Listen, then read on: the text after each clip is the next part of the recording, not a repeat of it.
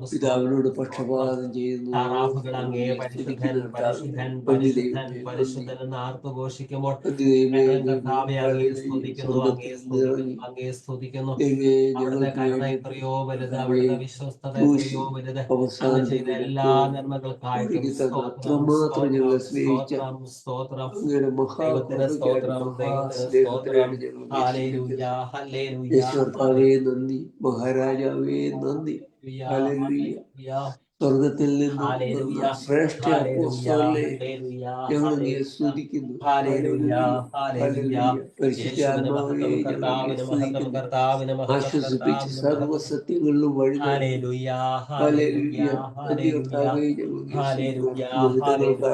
സ്തുതിക്കുന്നു.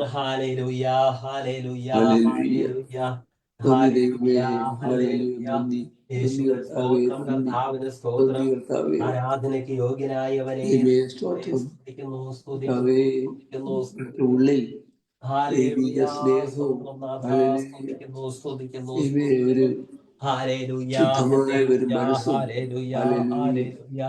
യേശുവിന് മഹത്വം.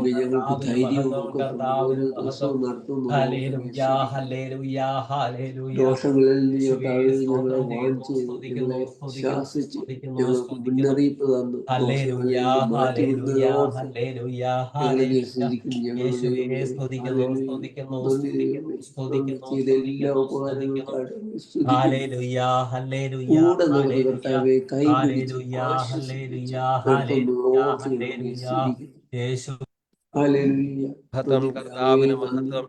ദൈവത്തിന് സ്തോത്രം. ഹല്ലേലൂയ ഹല്ലേലൂയ ഹല്ലേലൂയ ഹല്ലേലൂയ രക്ഷിച്ച ഓർത്തങ്ങളിൽ സ്തുതിക്കുന്നു. ഒരു മനുഷ്യൻ മനമേ യഹോവയെ വാഴ്ത്തുക, അവിടുത്തെ ഉപകാരങ്ങളൊന്നും മറക്കരുത്. ചെറുതും വലുതുമായ എല്ലാ ഉപകാരങ്ങൾക്കായിട്ട് അവിടുത്തെ വിശുദ്ധ രക്തത്താൽ അങ്ങ് ഞങ്ങളെ കഴുകി പുതിയ പാട്ട് സ്തോത്രം ചെയ്യുന്നു, സ്തുതിക്കുന്നു, അങ്ങ് പരിശുദ്ധൻ, അങ്ങ് പരിശുദ്ധൻ, അങ്ങ് പരിശുദ്ധൻ, അങ്ങ് പരിശുദ്ധൻ, പരിശുദ്ധൻ, അങ്ങ് പരിശുദ്ധൻ. ദൈവമേ സ്തോത്രം, കർത്താവേ സ്തോത്രം. ആരാധനയ്ക്ക് യോഗ്യനായവനെ നന്ദിയോടെ സ്തുതിക്കുന്നു, സ്തോത്രം ചെയ്യുന്നു. ഹല്ലേലൂയ ഹല്ലേലൂയ ഹല്ലേലൂയ ഹല്ലേലൂയ ഹല്ലേലൂയ ഹല്ലേലൂയ ഹല്ലേലൂയ ഹല്ലേലൂയ. സ്തോത്രം, ദൈവത്തിന് സ്തോത്രം, ദൈവത്തിന് സ്തോത്രം, ദൈവത്തിന് സ്തോത്രം.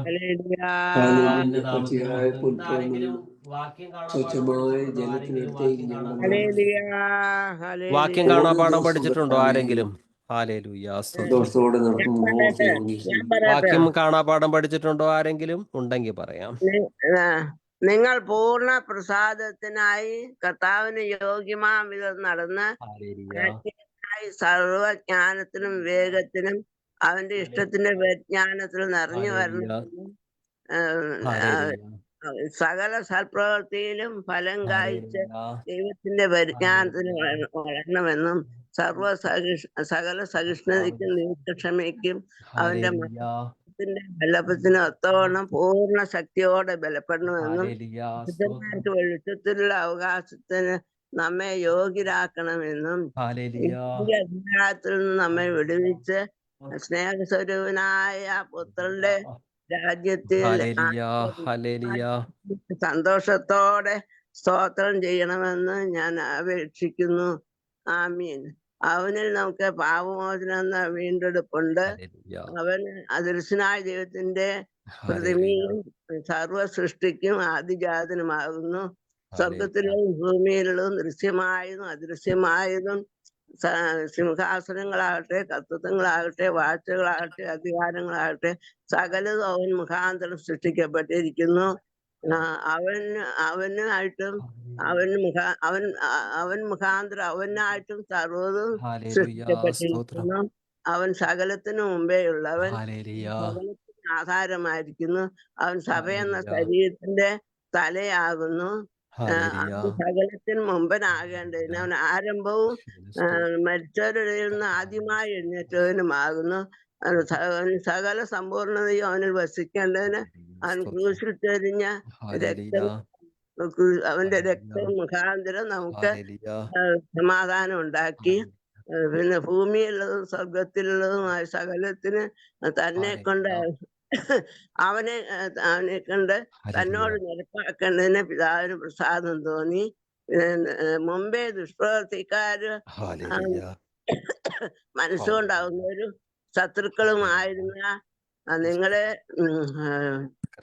അവന്റെ മുമ്പിൽ വിശുദ്ധരും നിഷ്കളങ്കരും കുറ്റമില്ലാത്തവരും ആക്കി നിർത്തേണ്ടതിന് അവൻ ജഡശരീരത്തിൽ മരണം കൊണ്ട് നിരപ്പാക്കി. ഇത്രത്തോളം പഠിക്കാൻ സാധിച്ചല്ലോ. ദൈവം അനുഗ്രഹിക്കട്ടെ. ഇനി ആരെങ്കിലും പറയാൻ ട്രൈ ചെയ്യുന്നുണ്ടോ? അവൻ ക്രൂശിൽ ചൊരിഞ്ഞ രക്തം കൊണ്ട് അവൻ സഭ എന്ന ശരീരത്തിന്റെ തലയാകുന്നു. സകലത്തിനും താൻ മുൻപനാകേണ്ടതിന് അവൻ ആരംഭവും മരിച്ചവരുടെ ഇടയിൽ നിന്ന് ആദ്യനായി എഴുന്നേറ്റവനും ആകുന്നു. അവനിൽ സർവസമ്പൂർണതയും വസിപ്പാനും അവൻ ക്രൂശിൽ ചൊരിഞ്ഞ രക്തം കൊണ്ട് അവൻ മുഖാന്തരം സമാധാനമുണ്ടാക്കി ഭൂമിയിലുള്ളതോ സ്വർഗത്തിലുള്ളതോ സകലത്തെയും അവനെ കൊണ്ട് തന്നോട് നിരപ്പിപ്പാനും പിതാവിന് പ്രസാദം തോന്നി. കർത്താവ് അനുഗ്രഹിക്കട്ടെ. നീ പരിശുദ്ധൻ, നീ എന്നും സ്തുത്യൻ, ദൈവമേ നീ മാത്രം യോഗ്യനാ. ആരാധനയും സ്തുതി ബഹുമാനവും സ്വീകരിപ്പാനെന്നും നീ യോഗ്യനാ. ആരാധനയും സ്തുതി ബഹുമാനവും സ്വീകരിപ്പാനെന്നും നീ യോഗ്യനാ. അവനിൽ നമുക്ക് പാപമോചനമെന്ന വീണ്ടെടുപ്പുണ്ട്. അവൻ അദൃശ്യനായ ദൈവത്തിൻ്റെ പ്രതിമയും സർവസൃഷ്ടിക്കും ആദ്യജാതനും ആകുന്നു. സ്വർഗത്തിലുള്ളതും ഭൂമിയിലുള്ളതും ദൃശ്യമായതും അദൃശ്യമായതും സിംഹാസനങ്ങളാകട്ടെ, കർത്തൃത്വങ്ങളാകട്ടെ, വാഴ്ചകളാകട്ടെ, അധികാരങ്ങളാകട്ടെ, സകലവും അവൻ മുഖാന്തരം സൃഷ്ടിക്കപ്പെട്ടു. അവൻ മുഖാന്തരവും അവനായിട്ടും സകലവും സൃഷ്ടിക്കപ്പെട്ടിരിക്കുന്നു. കർത്താവായ യേശു ക്രിസ്തു എത്ര മഹാൻ! ക്രിസ്തുവിൻ്റെ മഹത്വമാണ് 1-ാം അധ്യായത്തിൽ പൗലോസ് വിവരിച്ചിരിക്കുന്നത്. ഈ ക്രിസ്തുവിലൂടെയാണ് ഒരുവന് പാപമോചനവും വീണ്ടെടുപ്പും ലഭ്യമാകുന്നത്. യേശു ക്രിസ്തു വെറുമൊരു മാലാഖയല്ല. ഹല്ലേലൂയ, ദൈവത്തിന് സ്തോത്രം, കർത്താവിന് സ്തോത്രം. ഹല്ലേലൂയ. യേശു ക്രിസ്തു ഒരു മാലാഖയല്ല, ഒരു സൃഷ്ടിയല്ല. പിന്നെയോ ദൃശ്യമായതും അദൃശ്യമായതും സിംഹാസനങ്ങളാകട്ടെ, കർത്തൃത്വങ്ങളാകട്ടെ, വാഴ്ചകളാകട്ടെ, അധികാരങ്ങളാകട്ടെ, സകലവും അവൻ മുഖാന്തരം സൃഷ്ടിക്കപ്പെട്ടു. ക്രിസ്തു മുഖാന്തരമാണ് സകല പ്രപഞ്ചവും സൃഷ്ടിക്കപ്പെട്ടത്. സകലവും സൃഷ്ടിക്കപ്പെട്ടിരിക്കുന്നു. അവൻ സർവത്തിനു മുമ്പേയുള്ളവൻ. അവൻ സകലത്തിനും ആധാരമായിരിക്കുന്നു. അവൻ സഭ എന്ന ശരീരത്തിൻ്റെ തലയുമാകുന്നു. സകലത്തിലും താൻ മുമ്പനാകേണ്ടതിന് അവൻ ആരംഭവും മരിച്ചവരുടെ ഇടയിൽ നിന്ന് ആദ്യനായി എഴുന്നേറ്റവനുമാകുന്നു. അവനിൽ സർവസമ്പൂർണതയും വസിപ്പാനും അവൻ ക്രൂശിൽ ചൊരിഞ്ഞ രക്തം കൊണ്ട് അവൻ മുഖാന്തരം സമാധാനമുണ്ടാക്കി. കൊളോസ്യർ 1:19 എന്തെന്നാൽ അവനിൽ സർവസമ്പൂർണതയും നിവസിക്കണമെന്ന് ദൈവം തിരുമനസ്സായി. ക്രിസ്തു ഒരു കുട്ടി ദൈവമല്ല, പിന്നെയോ അവനിൽ സർവസമ്പൂർണതയും നിവസിക്കണമെന്ന് ദൈവം തിരുമനസ്സായി. എഫേസ്യർ 1:23 സഭ അവൻ്റെ ശരീരമാണ്, എല്ലാ വസ്തുക്കളിലും സകലവും പൂർത്തിയാക്കുന്ന അവൻ്റെ പൂർണ്ണതയുമാണ്. ഈ പ്രപഞ്ചം യേശുക്രിസ്തു മുഖാന്തരം സൃഷ്ടിക്കപ്പെട്ടു. ഈ പ്രപഞ്ചം യേശുക്രിസ്തുവിന് വേണ്ടിയാണ് സൃഷ്ടിക്കപ്പെട്ടത്.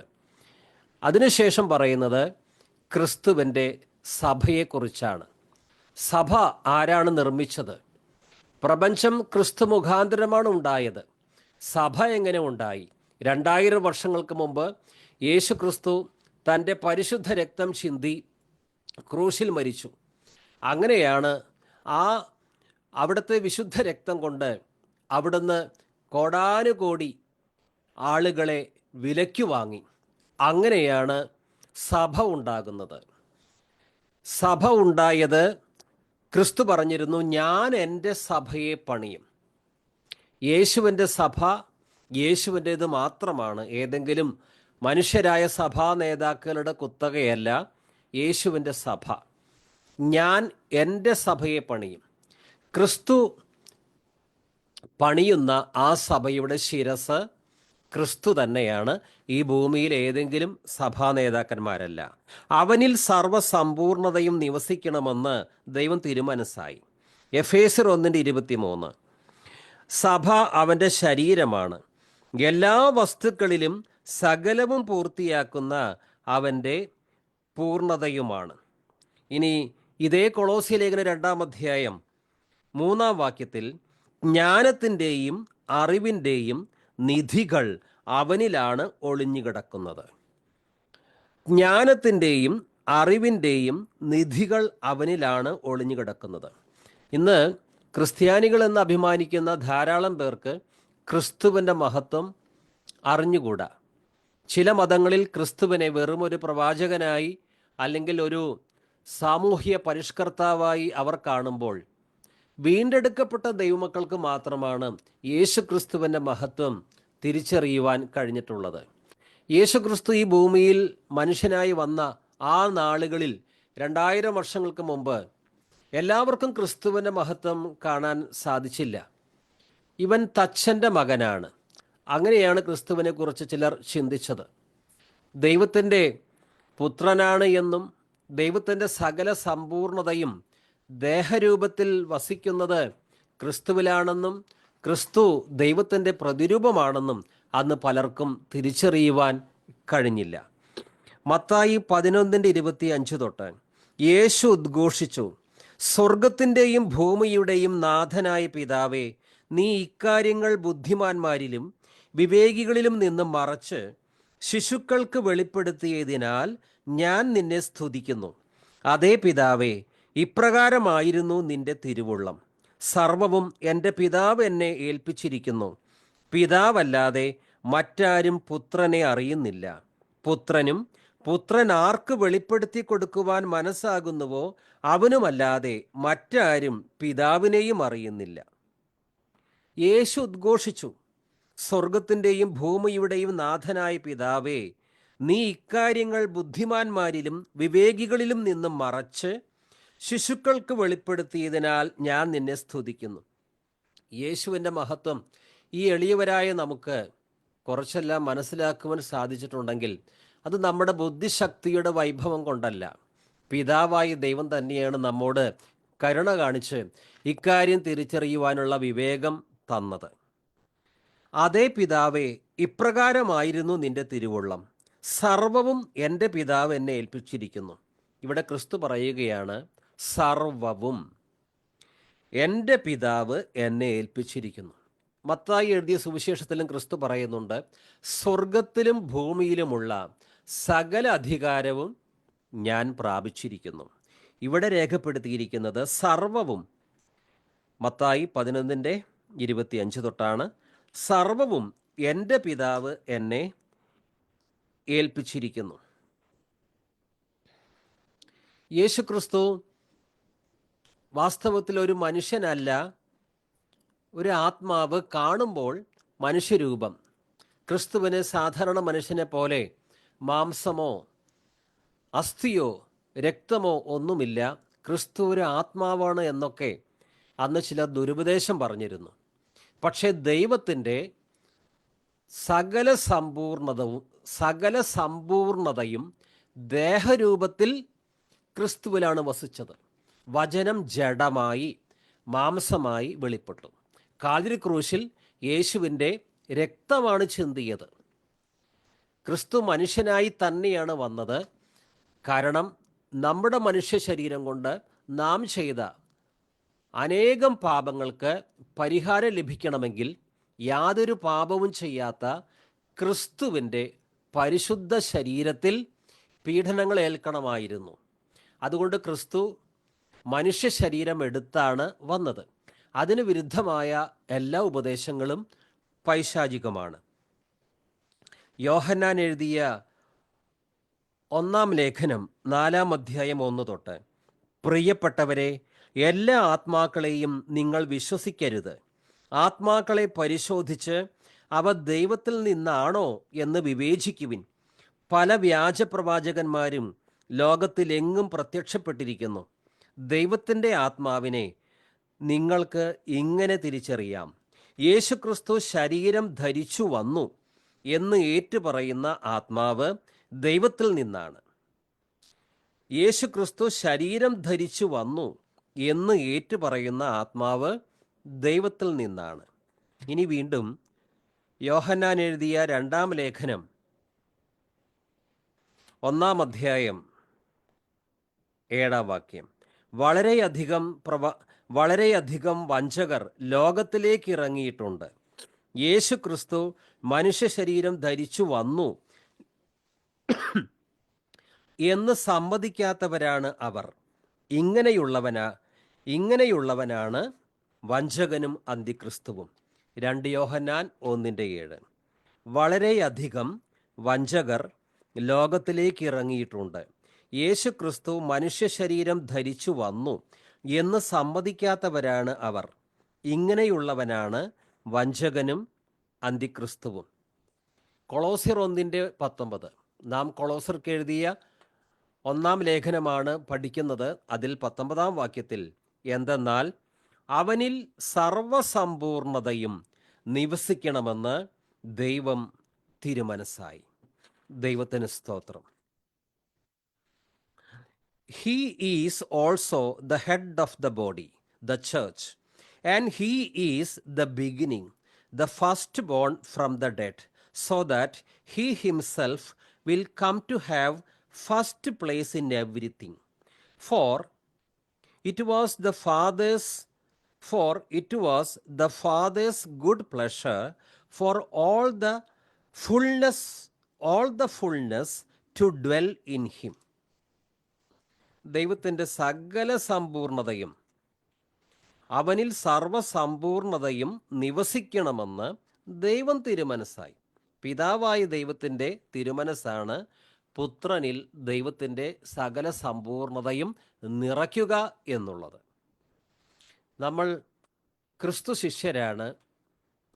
ക്രിസ്തുവിനെ കൂടാതെ നമുക്കൊന്നും ചെയ്യാൻ സാധിക്കുകയില്ല.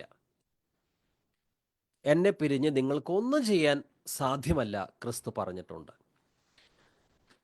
കൊളോസ്യർ 1:20 വാക്യം, and through him to reconcile all things to himself, having made peace through the blood of his cross. Through him I say, whether things on earth or things in heaven. Colossians 1:20, സ്വർഗത്തിലും ഭൂമിയിലുമുള്ള എല്ലാ വസ്തുക്കളെയും അവനിലൂടെ അവിടുന്ന് തന്നോട് അനുരഞ്ജിപ്പിക്കുകയും അവൻ കുരിശിൽ ചിന്തിയ രക്തം വഴി സമാധാനം സ്ഥാപിക്കുകയും ചെയ്തു. സത്യവേദ പുസ്തകത്തിൽ കൊളോസ്യർ 1:20, സർവസമ്പൂർണതയും വസിപ്പാനും അവൻ ക്രൂശിൽ ചൊരിഞ്ഞ രക്തം കൊണ്ട് അവൻ മുഖാന്തരം സമാധാനമുണ്ടാക്കി. ഭൂമിയിലുള്ളതോ സ്വർഗത്തിലുള്ളതോ സകലത്തെയും അവനെക്കൊണ്ട് തന്നോട് നിരപ്പിക്കുവാനും പിതാവിന് പ്രസാദം തോന്നി. And through him to reconcile all things to himself. സ്വർഗത്തിലും ഭൂമിയിലുമുള്ള എല്ലാ വസ്തുക്കളെയും അവനിലൂടെ അവിടുന്ന് തന്നോട് അനുരഞ്ജിപ്പിക്കുകയും. സകല പ്രപഞ്ചവും ക്രിസ്തുവിലൂടെ സൃഷ്ടിക്കപ്പെട്ടോ ക്രിസ്തുവിന് വേണ്ടി സൃഷ്ടിക്കപ്പെട്ടോ എന്ന് പറഞ്ഞതിന് ശേഷം മനുഷ്യവർഗത്തെ പിതാവായ ദൈവത്തോട് യേശു ക്രിസ്തു രമ്യതപ്പെടുത്തുന്ന കാര്യമാണ് തുടർന്ന് പറയുന്നത്. തുടക്കത്തിൽ മനുഷ്യൻ ദൈവത്തോട് നല്ല ബന്ധത്തിലായിരുന്നു. ദൈവത്തോട് മനുഷ്യന് രമ്യതപ്പെടേണ്ട കാര്യം ഉണ്ടായിരുന്നില്ല. കാരണം ആദവും ഹവ്വയും അവർ ദൈവത്തോട് കൂടെ നടന്നവരാണ്. പറുദീസയിൽ ആദത്തിനെ ദൈവം ആക്കി വെച്ചു. ആദവും ദൈവവും തമ്മിൽ ഏറ്റവും അടുത്ത ബന്ധം, പക്ഷേ ആദവും ദൈവവും നല്ല രമ്യതയിൽ കഴിയുമ്പോൾ പഴയ പാമ്പ് വന്നു.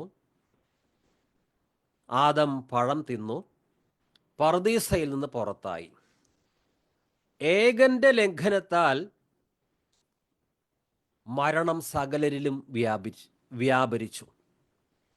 മനുഷ്യവർഗം പാപനിമിത്തം ദൈവത്തിൽ നിന്ന് അകന്നുപോയി. പാപനിമിത്തം ദൈവത്തിൽ നിന്ന് അകന്നുപോയ മനുഷ്യവർഗത്തെ ദൈവത്തോട് രമ്യതപ്പെടുത്തുവാൻ ഒരു മാലാഖയ്ക്ക് കഴിയുകയില്ല, മറിയത്തിന് കഴിയുകയില്ല. പഴയ നിയമ ഭക്തരായ അബ്രഹാമിനോ മോശയ്ക്കോ ഏലിയാവിനോ ഇവർക്കാർക്കും പാപം ചെയ്ത് പിതാവായ ദൈവത്തിൽ നിന്ന് അകന്നുപോയ മനുഷ്യവർഗത്തെ പിതാവിനോട് രമ്യതപ്പെടുത്തുവാൻ കഴിവില്ല.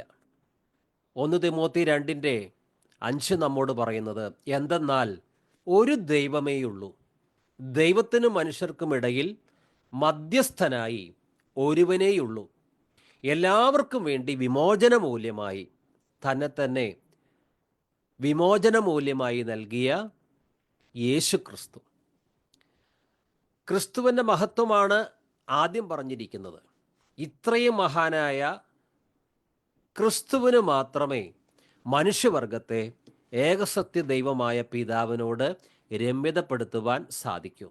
ഇനി ആ രമ്യതയെക്കുറിച്ചുള്ള കാര്യമാണ് പൗലോസ് താഴെ പറയുന്നത്. കൊളോസ്യർ 1:21 തൊട്ട്, ഒരിക്കൽ നിങ്ങൾ ദൈവത്തിൽ നിന്ന് അകന്ന് ജീവിക്കുന്നവരും ദുഷ്പ്രവർത്തികൾ വഴി മനസ്സിൽ ശത്രുത പുലർത്തുന്നവരുമായിരുന്നു. എന്നാൽ ഇപ്പോൾ ക്രിസ്തു തൻ്റെ മരണം വഴി സ്വന്തം ഭൗതിക ശരീരത്തിൽ നിങ്ങളെ അനുരഞ്ജിപ്പിച്ചിരിക്കുന്നു. അവിടുത്തെ മുമ്പിൽ വിശുദ്ധരും കുറ്റമറ്റവരും നിർമ്മലരുമായി നിങ്ങൾ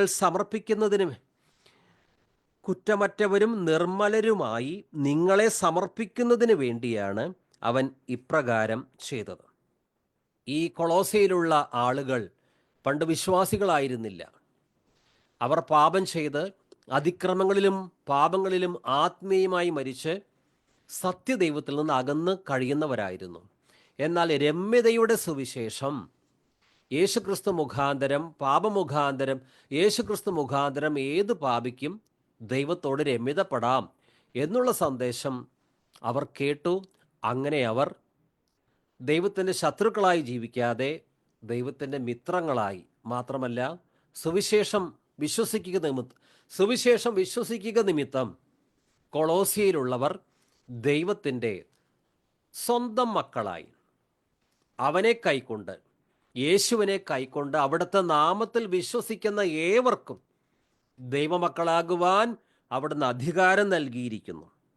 ഒരിക്കൽ നിങ്ങൾ ദൈവത്തിൽ നിന്ന് അകന്നു കഴിയുന്നവരും ദുഷ്പ്രവൃത്തികൾ വഴി മനസ്സിൽ ശത്രുത പുലർത്തുന്നവരുമായിരുന്നു. രക്ഷിക്കപ്പെടാത്ത എല്ലാ മനുഷ്യരുടെയും അവസ്ഥയാണ് ഇത്. നമ്മളും ഒരു കാലത്ത് ഇപ്രകാരം തന്നെയായിരുന്നു. ഒരുപക്ഷെ ക്രിസ്തീയ മാതാപിതാക്കൾക്ക് ജനിച്ചവരായിരിക്കാം, ഒരു പള്ളിയിൽ നമ്മൾ പോകുന്നുണ്ടായിരിക്കാം. പക്ഷേ രക്ഷിക്കപ്പെടുന്നതിന് മുമ്പ് നമ്മുടെ അവസ്ഥ എന്താണ്? ഒരിക്കൽ നിങ്ങൾ ദൈവത്തിൽ നിന്ന് അകന്ന് ജീവിക്കുന്നവരും ദുഷ്പ്രവൃത്തികൾ വഴി മനസ്സിൽ ശത്രുത പുലർത്തുന്നവരുമായിരുന്നു. എന്നാൽ ഇപ്പോൾ ക്രിസ്തു തൻ്റെ മരണം വഴി സ്വന്തം ഭൗതിക ശരീരത്തിൽ നിങ്ങളെ അനുരഞ്ജിപ്പിച്ചിരിക്കുന്നു. ക്രിസ്തു തൻ്റെ മരണം വഴി കാൽവരി ക്രൂശിൽ ദൈവപുത്രൻ സ്വന്തം രക്തം ചിന്തി മരിച്ചു. ആ മരണം അന്ന് നടന്നില്ലായിരുന്നുവെങ്കിൽ ഒരു മനുഷ്യനും പിതാവായ ദൈവത്തോട് രമ്യതപ്പെടുവാൻ സാധിക്കാതെ സകല മനുഷ്യരും ദൈവത്തിൻ്റെ ശത്രുക്കളായി തന്നെ ഈ നിമിഷം വരെ, ദൈവക്രോധത്തിൻ്റെ ഇരകളായി ഈ നിമിഷം വരെ ജീവിക്കുമായിരുന്നു. പക്ഷേ 2000 വർഷങ്ങൾക്ക് മുമ്പ് ക്രിസ്തു ക്രൂശിൽ മരിച്ചു. അവിടുന്ന് ക്രൂശിൽ കിടന്നുകൊണ്ട് പ്രഖ്യാപിച്ചു, എല്ലാം പൂർത്തിയായി. പാപം ചെയ്ത് ദൈവത്തിൽ നിന്ന് അകന്ന് കഴിഞ്ഞിരുന്ന മനുഷ്യവർഗത്തിന് പിതാവായ ദൈവത്തോട് രമ്യതപ്പെടുവാൻ വേണ്ട ആ രക്ഷാകര പദ്ധതി ക്രിസ്തു ഭാഗികമായിട്ടല്ല പൂർത്തിയാക്കിയത്. എന്നെക്കൊണ്ട് മുഴുവൻ പൂർത്തിയാക്കാൻ പറ്റുന്നില്ല, മറിയമേ നിന്റെ സഹായവും എനിക്ക് വേണം, നീയാണ് സഹരക്ഷക, അങ്ങനെ ക്രിസ്തു പറഞ്ഞില്ല. കാരണം മാനവകുലത്തിൻ്റെ ഏകരക്ഷകൻ യേശുവാണ്. മറ്റാരിലും രക്ഷയില്ല. മറിയത്തിലോ വിശുദ്ധരിലോ ആരിലും രക്ഷയില്ല. മറിയം മരിച്ചതുകൊണ്ട് ആരും പിതാവായ ദൈവത്തോട് രമ്യതപ്പെടുന്നില്ല. ദൈവപുത്രൻ്റെ മരണം മാത്രമാണ് പാപിയായ ഒരു മനുഷ്യനെ പിതാവായ ദൈവത്തോട് രമ്യതപ്പെടുത്തുന്നത്. അതുകൊണ്ട് എന്നാൽ ഇപ്പോൾ ക്രിസ്തു തൻ്റെ മരണം വഴി സ്വന്തം ഭൗതിക ശരീരത്തിൽ നിങ്ങളെ അനുരഞ്ജിപ്പിച്ചിരിക്കുന്നു. പണ്ട് ദൈവത്തിൽ നിന്ന് അകന്നു കഴിയുന്നവരായിരുന്നു. എന്നാൽ ഇപ്പോൾ ക്രിസ്തു തൻ്റെ മരണം വഴി ഈ കൊളോസിയ സഭയിലെ വിശ്വാസികളെ പിതാവായ ദൈവത്തോട് രമ്യതപ്പെടുത്തിയിരിക്കുന്നു.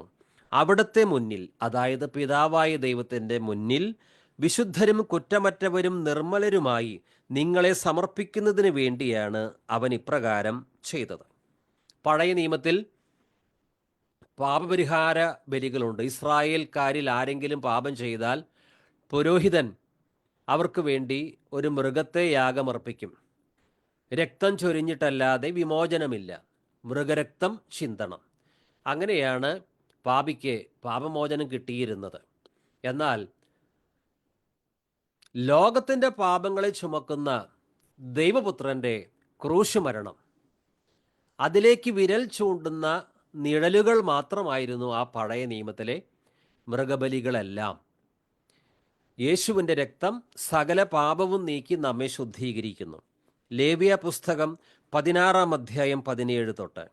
പുരോഹിതൻ തനിക്കും കുടുംബത്തിനും ഇസ്രായേൽ ജനത്തിന് മുഴുവനും വേണ്ടി പാപപരിഹാരം ചെയ്യുന്നതിനായി ശ്രീകോവിലിൽ പ്രവേശിച്ചിട്ട് തിരിച്ചു വരുന്നതുവരെ ആരും സമാഗമ കൂടാരത്തിൽ ഉണ്ടായിരിക്കരുത്. അനന്തരം അവൻ കർത്താവിൻ്റെ സന്നിധിയിലുള്ള ബലിപീഠത്തിലേക്ക് ചെന്ന് അതിനുവേണ്ടിയും പാപപരിഹാരം ചെയ്യണം. കാളക്കുട്ടിയുടെയും കോലാടിൻ്റെയും കുറച്ച് രക്തമെടുത്ത് ബലിപീഠത്തിൻ്റെ കൊമ്പുകളിൽ പുരട്ടണം. കുറേ രക്തമെടുത്ത് വിരൽ കൊണ്ട് 7 പ്രാവശ്യം അതിന്മേൽ തെളിച്ച് അതിനെ ശുദ്ധീകരിക്കുകയും ഇസ്രായേൽ ജനത്തിൻ്റെ അശുദ്ധിയിൽ നിന്ന് പവിത്രീകരിക്കുകയും ചെയ്യണം. മൃഗരക്തമെടുത്ത് തെളിച്ച് അതിനെ ശുദ്ധീകരിക്കുകയും ഇസ്രായേൽ ജനത്തിൻ്റെ അശുദ്ധിയിൽ നിന്ന് പവിത്രീകരിക്കുകയും ചെയ്യണം. ഇന്ന് മൃഗരക്തമല്ല പാപപരിഹാരം തരുന്നത്, അവിടുത്തെ പുത്രനായ യേശുവിൻ്റെ രക്തം. നാം ധ്യാനിക്കുന്നത് കൊളോസ്യർ 1:20 ആ വാക്യത്തിൻ്റെ ആദ്യ ഭാഗം ഇങ്ങനെയാണ്: and through him to reconcile all things to himself. സ്വർഗത്തിലും ഭൂമിയിലുമുള്ള എല്ലാ വസ്തുക്കളെയും അവനിലൂടെ അവിടുന്ന് തന്നോട് അനുരഞ്ജിപ്പിക്കുകയും അവൻ കുരിശിൽ ചിന്തിയ രക്തം വഴി സമാധാനം സ്ഥാപിക്കുകയും ചെയ്തു. പൗലോസ് തൻ്റെ വിവിധ ലേഖനങ്ങളിൽ ഇക്കാര്യം ആവർത്തിച്ച് പറയുന്നുണ്ട്. ഇത് പുതിയ നിയമ ക്രിസ്തീയ വിശ്വാസികളുടെ അടിസ്ഥാനമാണ്. ക്രിസ്തു മുഖാന്തരമുള്ള അനുരഞ്ജനം, പിതാവായ ദൈവത്തോട് രമ്യതപ്പെടുന്നത് ക്രിസ്തുവിൻ്റെ മരണം നിമിത്തമാണ്. 2 കൊരിന്ത്യർ 5:18 തൊട്ട്. ഞങ്ങളെ ക്രിസ്തു വഴി തന്നോട് രമ്യതപ്പെടുത്തുകയും രമ്യതയുടെ ശുശ്രൂഷ ഞങ്ങൾക്ക് നൽകുകയും ചെയ്ത ദൈവത്തിൽ നിന്നാണ് ഇവയെല്ലാം. അതായത് ദൈവം മനുഷ്യരുടെ തെറ്റുകൾ അവർക്കെതിരായി പരിഗണിക്കാതെ രമ്യതയുടെ സന്ദേശം ഞങ്ങളെ ഭരമേൽപ്പിച്ചുകൊണ്ട് ക്രിസ്തു വഴി ലോകത്തെ തന്നോട് രമ്യതപ്പെടുത്തുകയായിരുന്നു. ഞങ്ങളെ ക്രിസ്തു വഴി തന്നോട് രമ്യതപ്പെടുത്തുകയും. ഒരു യഹൂദനായി ജീവിച്ചിരുന്ന കാലത്ത് ഈ രമ്യത എന്താണ്, പിതാവായ ദൈവത്തോട് അനുരഞ്ജിതനായി കഴിയുക എന്താണ് പൗലോസിന് അറിയുകയില്ല. കാരണം യേശുവിൽ വിശ്വസിച്ചിരുന്നില്ല. എന്നാൽ ക്രിസ്തു മുഖാന്തരം പൗലോസ് പിതാവായ ദൈവത്തോട് അനുരഞ്ജിതനായി തീർന്നു. അപ്പോൾ പറയുകയാണ്, ഇനി ഞങ്ങൾക്കൊരു ദൗത്യമുണ്ട്. ഈ അനുരഞ്ജനത്തിൻ്റെ സുവിശേഷം മറ്റുള്ളവരോട് പറഞ്ഞ് അവരെയും പിതാവായ ദൈവത്തോട് നിരപ്പിക്കണം. ഞങ്ങളെ ക്രിസ്തു വഴി തന്നോട് രമ്യതപ്പെടുത്തുകയും പൗലോസിനെയും കൂട്ടുപ്രവർത്തകരെയും ക്രിസ്തു വഴിയാണ്, പിതാവായ ദൈവം ക്രിസ്തു വഴിയാണ് രമ്യതപ്പെടുത്തിയത്. ഞങ്ങളെ ക്രിസ്തു വഴി തന്നോട് രമ്യതപ്പെടുത്തുകയും, തന്നോട് എന്ന് പറഞ്ഞാൽ പിതാവായ ദൈവത്തോട്, രമ്യതയുടെ ശുശ്രൂഷ, അതായത് ക്രിസ്തു വഴി ആരെല്ലാം പിതാവായ ദൈവത്തോട് രമ്യതപ്പെട്ടിട്ടുണ്ടോ അവർക്കെല്ലാം ഒരു ശുശ്രൂഷയുണ്ട്. ഇതാ അനേക ജനകോടികൾ അതിക്രമങ്ങളിലും പാപത്തിലും കഴിയുന്നു. ആത്മീയമായി മരിച്ച അവർ പിതാവായ ദൈവത്തിൽ നിന്ന് വളരെ അകലെയാണ്. അവരോട് സുവിശേഷം പറയുക. ക്രിസ്തു വഴി നിങ്ങൾക്ക് ദൈവത്തോട് രമ്യതപ്പെടുവാൻ സാധിക്കും. ഞങ്ങളെ ക്രിസ്തു വഴി തന്നോട് രമ്യതപ്പെടുത്തുകയും രമ്യതയുടെ ശുശ്രൂഷ ഞങ്ങൾക്ക് നൽകുകയും ചെയ്ത ദൈവത്തിൽ നിന്നാണ് ഇവയെല്ലാം. ക്രിസ്തു വഴി പിതാവായ ദൈവത്തോട് രമ്യതപ്പെട്ട എല്ലാവർക്കും ഒരു ശുശ്രൂഷ ദൈവം കൊടുക്കുന്നുണ്ട്. അത് മറ്റുള്ളവരോട് സുവിശേഷം പറയുക. ഈ രമ്യതയുടെ സന്ദേശം അവർ കേൾക്കാതെ പോകരുത്. അതായത് ദൈവം മനുഷ്യരുടെ തെറ്റുകൾ അവർക്കെതിരായി പരിഗണിക്കാതെ രമ്യതയുടെ സന്ദേശം ഞങ്ങളെ ഭരമേൽപ്പിച്ചുകൊണ്ട് ക്രിസ്തു വഴി ലോകത്തെ തന്നോട് രമ്യതപ്പെടുത്തുകയായിരുന്നു. ഇനി രമ്യതപ്പെടുന്നില്ല എങ്കിൽ, പിതാവായ ദൈവത്തോട് രമ്യതപ്പെടുന്നില്ല എങ്കിൽ അതിൻ്റെ അപകടവും പൗലോസ് പറയുന്നുണ്ട്. അതായത് ദൈവം മനുഷ്യരുടെ തെറ്റുകൾ അവർക്കെതിരായി പരിഗണിക്കാതെ രമ്യതയുടെ സന്ദേശം ക്രിസ്തു വഴി പിതാവായ ദൈവത്തോട് രമ്യതപ്പെടുന്നില്ല, അല്ലെങ്കിൽ അതിന് മനസ്സില്ല. അങ്ങനെയുള്ള ഒരു മനുഷ്യൻ്റെ തെറ്റുകൾക്കൊന്നും മോചനം കിട്ടുകയില്ല. പാപത്തിൻ്റെ ഘോര ശിക്ഷാവധിയിലേക്കാണ് അത്തരം വ്യക്തികൾ പോകുക. ക്രിസ്തു വഴി പിതാവായ ദൈവത്തോട് രമ്യതപ്പെട്ടവരുടെ ലംഘനങ്ങൾക്ക് മാത്രമേ മാപ്പ് ലഭിക്കുന്നുള്ളൂ. അതായത് ദൈവം മനുഷ്യരുടെ തെറ്റുകൾ അവർക്കെതിരായി പരിഗണിക്കാതെ രമ്യതയുടെ സന്ദേശം ഞങ്ങളെ ഭരമേൽപ്പിച്ചുകൊണ്ട് ക്രിസ്തു വഴി ലോകത്തെ തന്നോട് രമ്യതപ്പെടുത്തുകയായിരുന്നു. റോമാലേഖനം 8:1 നമ്മോട് പറയുന്നത്, ആകയാൽ ഇപ്പോൾ യേശു ക്രിസ്തുവിനോട് ഐക്യമത്യപ്പെട്ടിരിക്കുന്നവർക്ക് ഒരു ശിക്ഷാവിധിയും ഇല്ല. ക്രിസ്തു വഴി പിതാവായ ദൈവത്തോട് രമ്യതപ്പെടുമ്പോൾ നമ്മൾ ദൈവമക്കളായി. ജീവന്റെ പുസ്തകത്തിൽ പേരെഴുതി കാണാത്ത ഏവനും അഗ്നി തടാകത്തിൽ വലിച്ചെറിയപ്പെടും. റോമാലേഖനം 5:1 വിശ്വാസത്താൽ നീതീകരിക്കപ്പെട്ട നമുക്ക് നമ്മുടെ കർത്താവായ യേശു ക്രിസ്തു വഴി ദൈവവുമായി സമാധാനത്തിലായിരിക്കാം. നമ്മുടെ പ്രവൃത്തികളാലല്ല, സൽപ്രവൃത്തികളാലല്ല, തീർത്ഥാടനങ്ങളാലല്ല, മറ്റു ഏതെങ്കിലും കർമാചാരങ്ങൾ, പുരോഹിതന്മാരുടെ നേതൃത്വത്തിൽ നടത്തുന്ന ബലികൾ, ഇവ കൊണ്ടൊന്നും ആർക്കും പിതാവായ ദൈവത്തോട് അടുത്തു വരുവാൻ സാധിക്കുകയില്ല. പിന്നെ എങ്ങനെ സാധിക്കും? വിശ്വാസത്താൽ നീതീകരിക്കപ്പെട്ട നമുക്ക്. യേശു ക്രിസ്തു എനിക്ക് വേണ്ടി മരിച്ചു, അടക്കപ്പെട്ടു, ഉയർത്തെഴുന്നേറ്റു. അവിടുത്തെ വിശുദ്ധ രക്തം എൻ്റെ പാപങ്ങളുടെ മോചനത്തിനാണ് ചിന്തിയത്. ഇതാണ് വിശ്വാസം. ഇപ്രകാരം വിശ്വസിക്കുന്നവർക്ക് നീതീകരണം കിട്ടുന്നു. ഇപ്രകാരം വിശ്വസിക്കുന്നവർ ക്രിസ്തു എനിക്ക് വേണ്ടി എന്നെ ശുദ്ധീകരിക്കുവാൻ വേണ്ടിയാണ് മരിച്ചത്. ആ സത്യം ഒരുവൻ അംഗീകരിക്കുമ്പോൾ അവൻ അതുവരെ ചെയ്ത ധാരാളം അകൃത്യങ്ങൾ അതെല്ലാം ദൈവം ക്ഷമിക്കുകയും യേശു ക്രിസ്തുവിൻ്റെ നീതി ഈ പാപിയുടെ പേർക്ക് ദൈവം കണക്കിടുകയും ചെയ്യുന്നു. അങ്ങനെ ക്രിസ്തുവിൽ വിശ്വസിക്കുന്ന ഒരുവൻ ദൈവത്തിൻ്റെ മുമ്പാകെ നീതിമാനായി തീരുന്നു. പ്രവൃത്തികൾ വഴിയല്ല, വിശ്വാസത്താൽ. വിശ്വസിക്കുന്നവനെ യേശു ക്രിസ്തു നീതീകരിക്കുന്നു. കാരണം നമ്മുടെ സ്വന്തം പ്രവൃത്തികൾ കൊണ്ട് പിതാവായി ദൈവം ആഗ്രഹിക്കുന്ന 100% വിശുദ്ധി നമുക്കൊരിക്കലും നേടാൻ സാധിക്കുകയില്ല. കുറേ നന്മ ചെയ്താലും ഒരു ഭാഗത്ത് ധാരാളം തിന്മകളും നമ്മൾ ചെയ്യുന്നുണ്ട്. എന്നാൽ അങ്ങനെയുള്ളവർക്കൊന്നും സ്വർഗം കിട്ടുകയില്ല. 100% വിശുദ്ധി വേണം. 100% വിശുദ്ധി ക്രിസ്തുവിൽ മാത്രമാണ് ഉള്ളത്. ആ ക്രിസ്തുവിൽ ആശ്രയിക്കുമ്പോൾ ക്രിസ്തുവിൻ്റെ നീതി നമ്മുടെ പേർക്കായിട്ടാണ് കണക്കിടുന്നത്. അങ്ങനെയാണ് നമുക്ക് പിതാവായ ദൈവത്തിൻ്റെ മുമ്പാകെ നീതീകരണം കിട്ടുന്നത്. വിശ്വാസത്താൽ നീതീകരിക്കപ്പെട്ട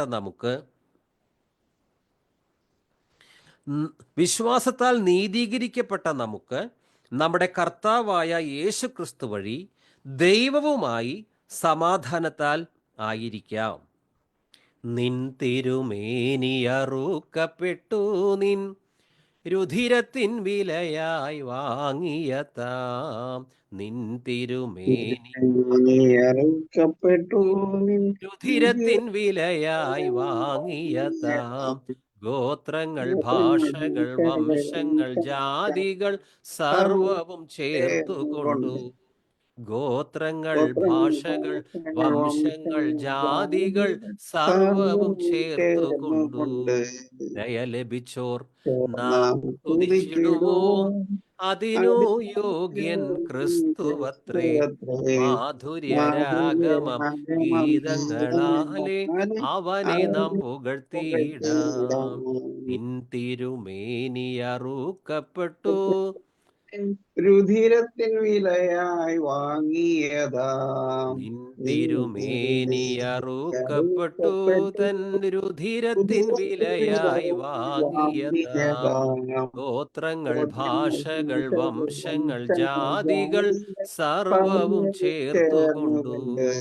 പാപത്തിനധീനതയിൽ നിന്നീ അടിയാരെ നീ വിടുവിച്ചു. പാപത്തിനധീനതയിൽ നിന്നീ അടിയാരെ നീ വിടുവിച്ചു. അത്ഭുതമാർന്നൊളിയിൽ പ്രിയനോടെ രാജ്യത്തിലാക്കിയതാൽ. അത്ഭുതമാർന്നൊളിയിൽ പ്രിയനോടെ രാജ്യത്തിലാക്കിയതാൽ. ദയ ലഭിച്ചോർ നാം സ്തുതിച്ചിടുവോം, അതിനു യോഗ്യൻ ക്രിസ്തുവത്രേ. മാധുര്യരാഗമം ഗീതങ്ങളാലെ അവനെ നാം പുകഴ്ത്തിയിടാം. മാധുര്യരാഗമം ഗീതങ്ങളാലെ അവനെ നാം പുകഴ്ത്തിയിടാം. And through him to reconcile all things to himself, having made peace through the blood of his cross. റോമാലേഖനം 5:8 തൊട്ട്. എന്നാൽ നാം പാപികളായിരിക്കെ ക്രിസ്തു നമുക്ക് വേണ്ടി മരിച്ചു. അങ്ങനെ നമ്മോടുള്ള തൻ്റെ സ്നേഹം ദൈവം പ്രകടമാക്കിയിരിക്കുന്നു. ആകയാൽ ഇപ്പോൾ അവൻ്റെ രക്തത്താൽ നീതീകരിക്കപ്പെട്ട നാം അവൻ മൂലം ക്രോധത്തിൽ നിന്ന് രക്ഷിക്കപ്പെടുമെന്നത് തീർച്ചയാണല്ലോ. നാം ശത്രുക്കളായിരുന്നപ്പോൾ അവിടുത്തെ പുത്രൻ്റെ മരണത്താൽ ദൈവവുമായി രമ്യതപ്പെട്ടുവെങ്കിൽ രമ്യതപ്പെട്ടതിന് ശേഷം അവൻ്റെ ജീവൻ മൂലം രക്ഷിക്കപ്പെടുമെന്നതും തീർച്ച. നമ്മൾ രക്ഷിക്കപ്പെട്ടവരാണ്. എന്താണ് രക്ഷ? പണവും ജോലിയും വസ്തുവകകളുമല്ല. ക്രിസ്തുവിൽ വിശ്വസിക്കാത്തവരും ഈ ലോകത്തിൽ ധാരാളം സമ്പാദ്യം കൂട്ടിവെക്കാറുണ്ട്. രക്ഷ എന്ന് പറയുന്നത് നാം ചെയ്ത പാപത്തിന് നാം അനുഭവിക്കേണ്ട നിത്യശിക്ഷാവധിയിൽ നിന്നുള്ള വിമോചനമാണ്. അവൻ്റെ രക്തത്താൽ നീതീകരിക്കപ്പെട്ട നാം അവൻ മൂലം ക്രോധത്തിൽ നിന്ന്. ആരുടെ ക്രോധം? മനുഷ്യൻ്റെ ക്രോധമല്ല, ദൈവത്തിൻ്റെ ക്രോധം. അതെത്രയോ ശക്തമായ ക്രോധമാണ്, പാപിക്ക് നേരെയുള്ള ദൈവത്തിൻ്റെ ക്രോധം. അതിൽ നിന്ന് ആർക്ക് രക്ഷപ്പെടാൻ പറ്റും? ഇപ്പോൾ അവൻ്റെ രക്തത്താൽ നീതീകരിക്കപ്പെട്ട നാം അവൻ മൂലം, ക്രിസ്തു മൂലം ക്രോധത്തിൽ നിന്ന് രക്ഷിക്കപ്പെടുമെന്നത് തീർച്ചയാണല്ലോ. അതായത് പിതാവായ ദൈവം തൻ്റെ പുത്രനെ ആരഭയം പ്രാപിക്കുന്നു ആ വ്യക്തികൾ ഒരിക്കലും തള്ളിക്കളയുകയില്ല. തൻ്റെ ഏകജാതനായ പുത്രനിൽ വിശ്വസിക്കുന്ന ഏവനും നശിച്ചു പോകാതെ നിത്യജീവൻ പ്രാപിക്കേണ്ടതിന് യേശുവിനെ നൽകുവാൻ തക്ക വിധം ദൈവം ലോകത്തെ അത്രമാത്രം സ്നേഹിച്ചു. വഴിയിൽ വെച്ച് നശിച്ചു പോകാതിരിക്കുവാൻ പുത്രനെ ചുംബിക്കുവിൻ. പുത്രനെ അഭയം പ്രാപിച്ചവർക്ക് സമ്പൂർണ്ണ രക്ഷയുണ്ട്. എൻ്റെ ആടുകൾ എൻ്റെ ശബ്ദം കേൾക്കുന്നു, ഞാൻ അവയെ അറിയുന്നു, ഞാൻ അവയ്ക്ക് നിത്യജീവൻ നൽകുന്നു, അവ ഒരു നാളും നശിച്ചു പോവുകയില്ല, ക്രിസ്തു പറഞ്ഞു. അതുകൊണ്ട് യേശുവിൻ്റെ രക്തത്താൽ നീതീകരിക്കപ്പെട്ട ഓരോ വിശ്വാസിക്കും ഞാൻ രക്ഷിക്കപ്പെട്ടിരിക്കുന്നു എന്ന് ധൈര്യത്തോടെ പറയാം. ആരെങ്കിലും നമ്മോട് ചോദിക്കുകയാണ്, നീ രക്ഷിക്കപ്പെട്ടോ? യെസ്, ദൈവക്രോധത്തിൽ നിന്ന് ഞാൻ യേശുവിൻ്റെ രക്തമുഖാന്തരം രക്ഷിക്കപ്പെട്ടു. എൻ്റെ സ്വന്തം പ്രവൃത്തികളാൽ രക്ഷിക്കപ്പെട്ടതല്ല. അതിനെനിക്ക് ഒരിക്കലും സാധ്യമല്ല. ഞാൻ കാണുന്ന ഏതെങ്കിലും മതപരമായ സഭാപരമായ ആചാരങ്ങൾ ഒരിക്കലും എന്നെ രക്ഷയിലേക്ക് നയിക്കുകയില്ല. പിന്നെയോ നാം ശത്രുക്കളായിരിക്കുമ്പോൾ ആകയാൽ ഇപ്പോൾ അവൻ്റെ രക്തത്താൽ നീതീകരിക്കപ്പെട്ട നാം അവൻ മൂലം ക്രോധത്തിൽ നിന്ന് രക്ഷിക്കപ്പെടുമെന്നത് തീർച്ചയാണല്ലോ. എന്തുകൊണ്ടാണ് രക്ഷിക്കപ്പെട്ടവർക്ക് വലിയ സന്തോഷം? അവരുടെ ആരാധനയിൽ എന്തൊരു സന്തോഷമാണ്! കാരണം ദൈവക്രോധം നീങ്ങി ദൈവപ്രസാദത്തിൻ്റെ മക്കളായി മാറിയിരിക്കുകയാണ്. നാം ശത്രുക്കളായിരുന്നപ്പോൾ അവിടുത്തെ പുത്രൻ്റെ മരണത്താൽ ദൈവവുമായി രമ്യതപ്പെട്ടുവെങ്കിൽ രമ്യതപ്പെട്ടതിന് ശേഷം അവൻ്റെ ജീവൻ മൂലം രക്ഷിക്കപ്പെടുമെന്നതും തീർച്ച. ഒരു പക്ഷേ രക്ഷിക്കപ്പെടുവാൻ സാധ്യതയുണ്ട് എന്നല്ല, പക്ഷെ ഒരു കാര്യം, രക്ഷിക്കപ്പെട്ടതിന് ശേഷം ആത്മാവിനെ അനുസരിക്കണം, പരിശുദ്ധാത്മാവിൻ്റെ ശക്തിയാൽ ജഡത്തിൻ്റെ പ്രവൃത്തികൾ മരിപ്പിക്കണം, ദൈവഹിതം ചെയ്യണം, ദൈവഭയത്തോടും വിശുദ്ധിയോടും എല്ലാം ജീവിക്കണം. പക്ഷേ രക്ഷിക്കപ്പെടുവാൻ ഒന്നും ചെയ്യേണ്ട കാര്യമില്ല. കാരണം വിശ്വാസം വഴി കൃപയാലാണ് നിങ്ങൾ രക്ഷിക്കപ്പെട്ടിരിക്കുന്നത്. ഇത് നിങ്ങൾ നേടിയെടുത്തതല്ല. ഒരുവനും അഹങ്കരിക്കാതിരിക്കുവാൻ പ്രവൃത്തികളും കാരണമല്ല, ദൈവത്തിൻ്റെ ദാനമാണ്. ദൈവം ദാനമായിട്ട് ഒരുവനെ രക്ഷിക്കുന്നു. രക്ഷിക്കപ്പെട്ടതിന് ശേഷം അവൻ പിതാവിൻ്റെ ഭവനത്തിലെ അംഗമായതുകൊണ്ട് ഈ ഭവനത്തിൽ, ദൈവരാജ്യത്തിൽ പല ഉത്തരവാദിത്തങ്ങളും വിശ്വസ്തയോടെ ചെയ്യേണ്ട കടമ അവൻ്റെ മേലുണ്ട്. അതിലേക്ക് ഇപ്പോൾ പ്രവേശിക്കുന്നില്ല. നാം ശത്രുക്കളായിരുന്നപ്പോൾ അവിടുത്തെ പുത്രൻ്റെ മരണത്താൽ ദൈവവുമായി രമ്യതപ്പെട്ടുവെങ്കിൽ, ദൈവവുമായി, ഏകസത്യ ദൈവത്തോട് രമ്യതപ്പെടുവാൻ ഒറ്റ വഴി മാത്രം. അതെന്താണ്? പുത്രൻ്റെ മരണം. അതുകൊണ്ടാണ് പിതാവായി ദൈവം തൻ്റെ സ്വന്തം പുത്രനെ ഈ ലോകത്തിലേക്ക് അയച്ചത്. നാം ശത്രുക്കളായിരുന്നപ്പോൾ അവിടുത്തെ പുത്രൻ്റെ മരണത്താൽ ദൈവവുമായി രമ്യതപ്പെട്ടുവെങ്കിൽ രമ്യതപ്പെട്ടതിന് ശേഷം അവൻ്റെ ജീവൻ മൂലം, നാം ശത്രുക്കളായിരുന്നപ്പോൾ അവിടുത്തെ പുത്രൻ്റെ മരണത്താൽ ദൈവവുമായി രമ്യതപ്പെട്ടുവെങ്കിൽ രമ്യതപ്പെട്ടതിന് ശേഷം അവൻ്റെ ജീവൻ മൂലം രക്ഷിക്കപ്പെടുമെന്നതും തീർച്ച. നാം ധ്യാനിക്കുന്നത് കൊളോസ്യർക്ക് എഴുതിയ ലേഖനം 1-ാം അധ്യായം 20-ാം വാക്യമാണ്. Having made peace through the blood of his cross. അവനിലൂടെ തന്നോട് അനുരഞ്ജിപ്പിക്കുകയും അവൻ കുരിശിൽ ചിന്തിയ രക്തം വഴി സമാധാനം സ്ഥാപിക്കുകയും ചെയ്തു. ഈ വാക്യം വിശദീകരിക്കാൻ വേണ്ടിയാണ് ലേഖനങ്ങളിലെ തന്നെ മറ്റു പല വാക്യങ്ങളും നമ്മൾ പരിശോധിക്കുന്നത്. എഫേസ്യർ 2-ാം അധ്യായം 12 തൊട്ട്, അന്ന് നിങ്ങൾ ക്രിസ്തുവിനെ അറിയാത്തവരും ഇസ്രായേൽ സമൂഹത്തിൽ നിന്ന് അകറ്റപ്പെട്ടവരും ഉടമ്പടിയുടെ വാഗ്ദാനത്തിന് അപരിചിതരും പ്രത്യാശയില്ലാത്തവരും ലോകത്തിൽ ദൈവവിശ്വാസമില്ലാത്തവരുമായിരുന്നു എന്ന കാര്യം അനുസ്മരിക്കുക. എന്നാൽ ഒരിക്കൽ വിദൂരസ്ഥരായിരുന്ന നിങ്ങളിപ്പോൾ യേശു ക്രിസ്തുവിൽ അവൻ്റെ രക്തം വഴി സമീപസ്ഥരായിരിക്കുന്നു. കാരണം അവൻ നമ്മുടെ സമാധാനമാണ്. ഇരു കൂട്ടരെയും അവൻ ഒന്നിപ്പിക്കുകയും ശത്രുതയുടെ മതിലുകൾ തകർക്കുകയും ചെയ്തു. കൽപ്പനകളുടെയും ചട്ടങ്ങളുടെയും ആധിപത്യം അവൻ തൻ്റെ ശരീരത്തിലൂടെ ഇല്ലാതാക്കി. ഇരു കൂട്ടരുടെയും സ്ഥാനത്ത് ഒരു പുതിയ മനുഷ്യനെ സൃഷ്ടിച്ചുകൊണ്ട് സമാധാനം സംസ്ഥാപിക്കാനും കുരിശുവഴി ഒരേ ശരീരത്തിൽ ഇരു കൂട്ടരെയും ദൈവത്തോട് അനുരഞ്ജിപ്പിക്കാനും അങ്ങനെ തന്നിലൂടെ ശത്രുത അവസാനിപ്പിക്കാനുമാണ് അവൻ ഇങ്ങനെ ചെയ്തത്. വിദൂരസ്ഥരായിരുന്ന നിങ്ങളോടും സമീപസ്ഥരായിരുന്ന ഞങ്ങളോടും അവൻ സമാധാനം പ്രസംഗിച്ചു. അതിനാൽ അവനിലൂടെ ഒരേ ആത്മാവിൽ ഇരു കൂട്ടർക്കും പിതാവിൻ്റെ സന്നിധിയിൽ പ്രവേശിക്കാൻ സാധിക്കുന്നു. ഇനിമേൽ നിങ്ങൾ അന്യരോ പരദേശികളോ അല്ല, വിശുദ്ധരുടെ സഹപൗരരും ദൈവഭവനത്തിലെ അംഗങ്ങളുമാണ്. അന്ന് നിങ്ങൾ ക്രിസ്തുവിനെ അറിയാത്തവരും. എഫേസോസിലെ സഭയിലെ വിശ്വാസികൾക്കാണ് ഈ ലേഖനം എഴുതുന്നത്. ഇവർ സുവിശേഷം കേൾക്കുന്നതിന് മുമ്പ് ഇവരുടെ അവസ്ഥ എന്താണ്? അന്ന് നിങ്ങൾ ക്രിസ്തുവിനെ അറിയാത്തവരും ഇസ്രായേൽ സമൂഹത്തിൽ നിന്ന് അകറ്റപ്പെട്ടവരും ഉടമ്പടിയുടെ വാഗ്ദാനത്തിന് അപരിചിതരും പ്രത്യാശയില്ലാത്തവരും ലോകത്തിൽ ദൈവവിശ്വാസമില്ലാത്തവരുമായിരുന്നു എന്ന കാര്യം അനുസ്മരിക്കുക. എന്നാൽ ഒരിക്കൽ വിദൂരസ്ഥരായിരുന്ന നിങ്ങൾ, യഹൂദന്മാരല്ലാത്ത മറ്റു ജാതികളെയാണ് വിദൂരസ്ഥർ എന്നിവിടെ പറഞ്ഞിരിക്കുന്നത്. എന്നാൽ ഒരിക്കൽ വിദൂരസ്ഥരായിരുന്ന നിങ്ങൾ ഇപ്പോൾ യേശു ക്രിസ്തുവിൽ അവൻ്റെ രക്തം വഴി സമീപസ്ഥരായിരിക്കുന്നു. ആരോട് സമീപസ്ഥനായിരിക്കുന്നു? പിതാവായ ദൈവത്തോട്. പണ്ട് ക്രിസ്തുവിനെ ഇവർക്കറിയില്ല, അതുകൊണ്ട് പിതാവായ ദൈവത്തിൽ നിന്ന് വിദൂരത്തിൽ കഴിഞ്ഞവരാണ്. ക്രിസ്തു വഴി ഇപ്പോൾ പിതാവായ ദൈവത്തിൻ്റെ അടുത്ത് വന്നിരിക്കുന്നു എന്ന് മാത്രമല്ല, ആ പിതാവിൻ്റെ സ്വന്തം മക്കളായി അബ്ബാ പിതാവ് എന്ന് വിളിക്കാനുള്ള ഭാഗ്യം അവർക്ക് കിട്ടി. അവർക്ക് മാത്രമല്ല, നമുക്കും കിട്ടി. കാരണം അവൻ നമ്മുടെ സമാധാനമാണ്. ഇരുകൂട്ടരെയും അവൻ ഒന്നിപ്പിക്കുകയും ശത്രുതയുടെ മതിലുകൾ തകർക്കുകയും ചെയ്തു. പാപം ചെയ്ത നമ്മൾ ദൈവത്തിൽ നിന്ന് അകന്നു കഴിഞ്ഞവരായിരുന്നു. ദൈവത്തോട് രമ്യത ഒരു പാപിക്കില്ല. എന്നാൽ ക്രിസ്തു അകന്നു കഴിഞ്ഞവരെ സമാധാന ബന്ധത്തിലാക്കി.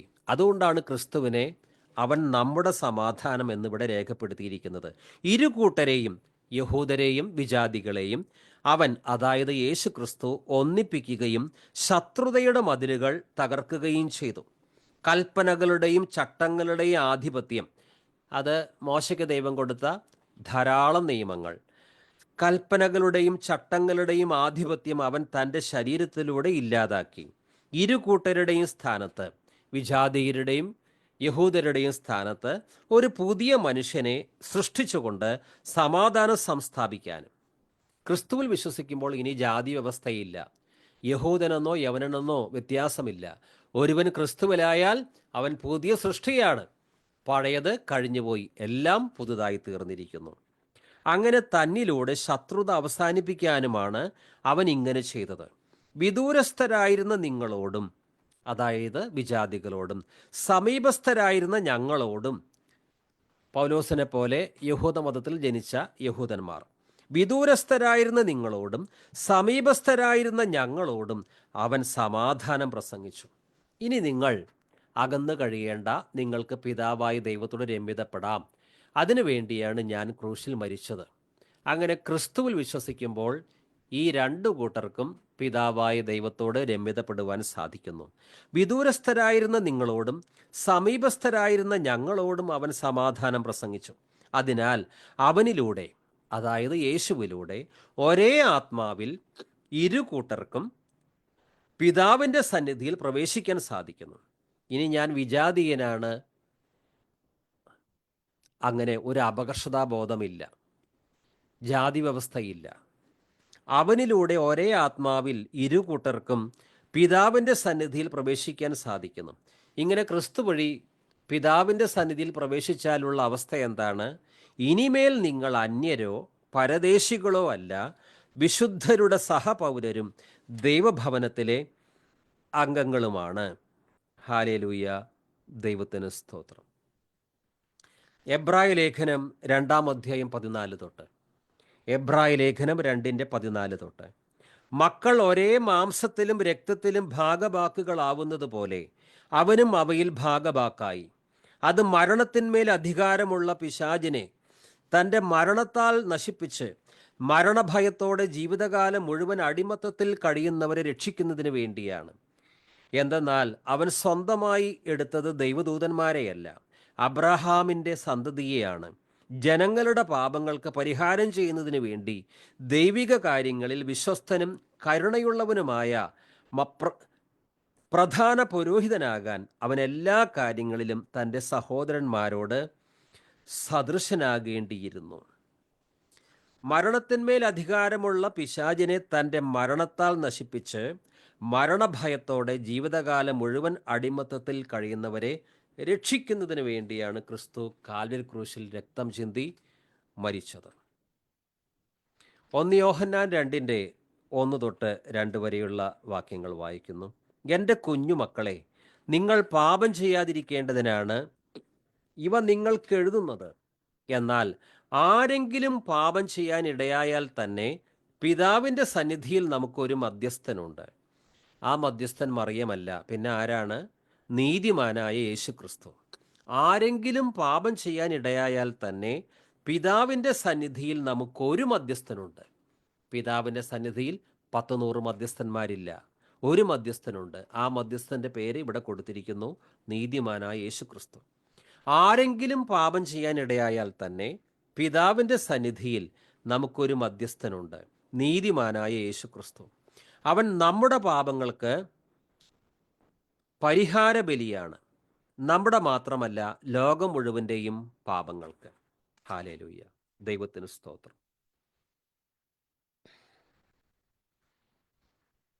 ഒരുവൻ യേശുക്രിസ്തു മുഖാന്തരം പിതാവായി ദൈവത്തോട് രമ്യതപ്പെട്ടാൽ അവൻ്റെ ശിക്ഷാവിധി മാറുന്നു.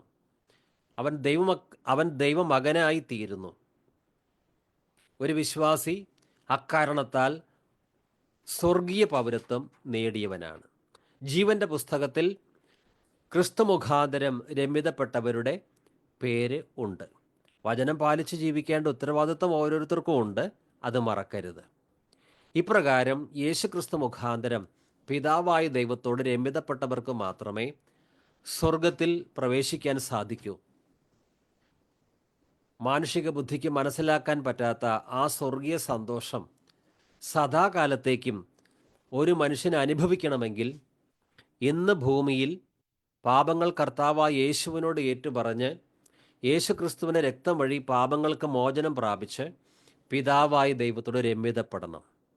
യേശുവിനെ കൈക്കൊണ്ട് അവൻ്റെ നാമത്തിൽ വിശ്വസിക്കുന്ന ഏവർക്കും പിതാവായ ദൈവത്തിൻ്റെ മകനാകുവാൻ കഴിയും, മകളാകുവാൻ കഴിയും. കാൺമീൻ, നാം ദൈവമക്കളെന്ന് വിളിക്കപ്പെടുവാൻ പിതാവ് എത്ര വലിയ സ്നേഹമാണ് നമ്മോട് പ്രദർശിപ്പിച്ചിരിക്കുന്നത്. നമ്മൾ മക്കളാണ്, ദൈവമക്കൾ. മക്കളെങ്കിൽ ദൈവത്തിൻ്റെ അവകാശികളാണ്. നമ്മുടെ യഥാർത്ഥ പാർപ്പിടം ഈ ഭൂമിയല്ല. ദൈവം ഇപ്പോൾ എവിടെയാണ് വസിക്കുന്നത്? സ്വർഗത്തിൽ. നമ്മുടെ പിതാവായ ദൈവം സ്വർഗത്തിൽ വസിക്കുന്നത് കൊണ്ട് ഈ ഭൂമിയിൽ നമ്മൾ ഇപ്പോൾ പരദേശികളാണ്, അന്യരാണ്. ഒരു നാൾ വരും, യേശുക്രിസ്തു വീണ്ടും വരും. അവിടുത്തെ വിശുദ്ധ രക്തത്താൽ വീണ്ടെടുക്കപ്പെട്ട നമ്മെ സ്വർഗത്തിലേക്ക് ചേർക്കുവാൻ യേശു വരും. ഇതാ ഞാൻ വേഗം വരുന്നു, ഓരോരുത്തർക്കും അവരുടെ പ്രവൃത്തിക്ക് തക്ക പ്രതിഫലം നൽകുവാൻ എൻ്റെ പക്കലുണ്ട്. ക്രിസ്തു പറഞ്ഞു, ഇതാ ഞാൻ വേഗം വരുന്നു. നിങ്ങളുടെ ഹൃദയം പരിഭ്രമിക്കരുത്. എൻ്റെ പിതാവിൻ്റെ ഭവനത്തിൽ അനേകം വാസസ്ഥലങ്ങളുണ്ട്. ഞാൻ വീണ്ടും വന്ന് നിങ്ങളെ ചേർക്കും. ഇപ്പോൾ ദൈവമക്കൾക്ക് അവർ സ്വീകരിച്ച ക്രിസ്തു വിശ്വാസ നിമിത്തം ചില ഉപദ്രവങ്ങൾ, പ്രയാസങ്ങൾ ഒക്കെയുണ്ട്. എന്നാൽ അവർ സ്വർഗത്തിലെത്തുമ്പോഴുള്ള അവസ്ഥ എത്ര മനോഹരമാണ്. വെളിപ്പാട് 21:1 തൊട്ട്, ഒരു പുതിയ ആകാശവും പുതിയ ഭൂമിയും ഞാൻ കണ്ടു. ആദ്യത്തെ ആകാശവും ആദ്യത്തെ ഭൂമിയും കടന്നുപോയി, കടലും അപ്രത്യക്ഷമായി. വിശുദ്ധ നഗരമായ പുതിയ ജെരുസലേം ഭർത്താവിനായി അണിഞ്ഞൊരുങ്ങിയ മണവാട്ടിയെപ്പോലെ സ്വർഗത്തിൽ നിന്ന്, ദൈവസന്നിധിയിൽ നിന്ന് ഇറങ്ങി വരുന്നത് ഞാൻ കണ്ടു.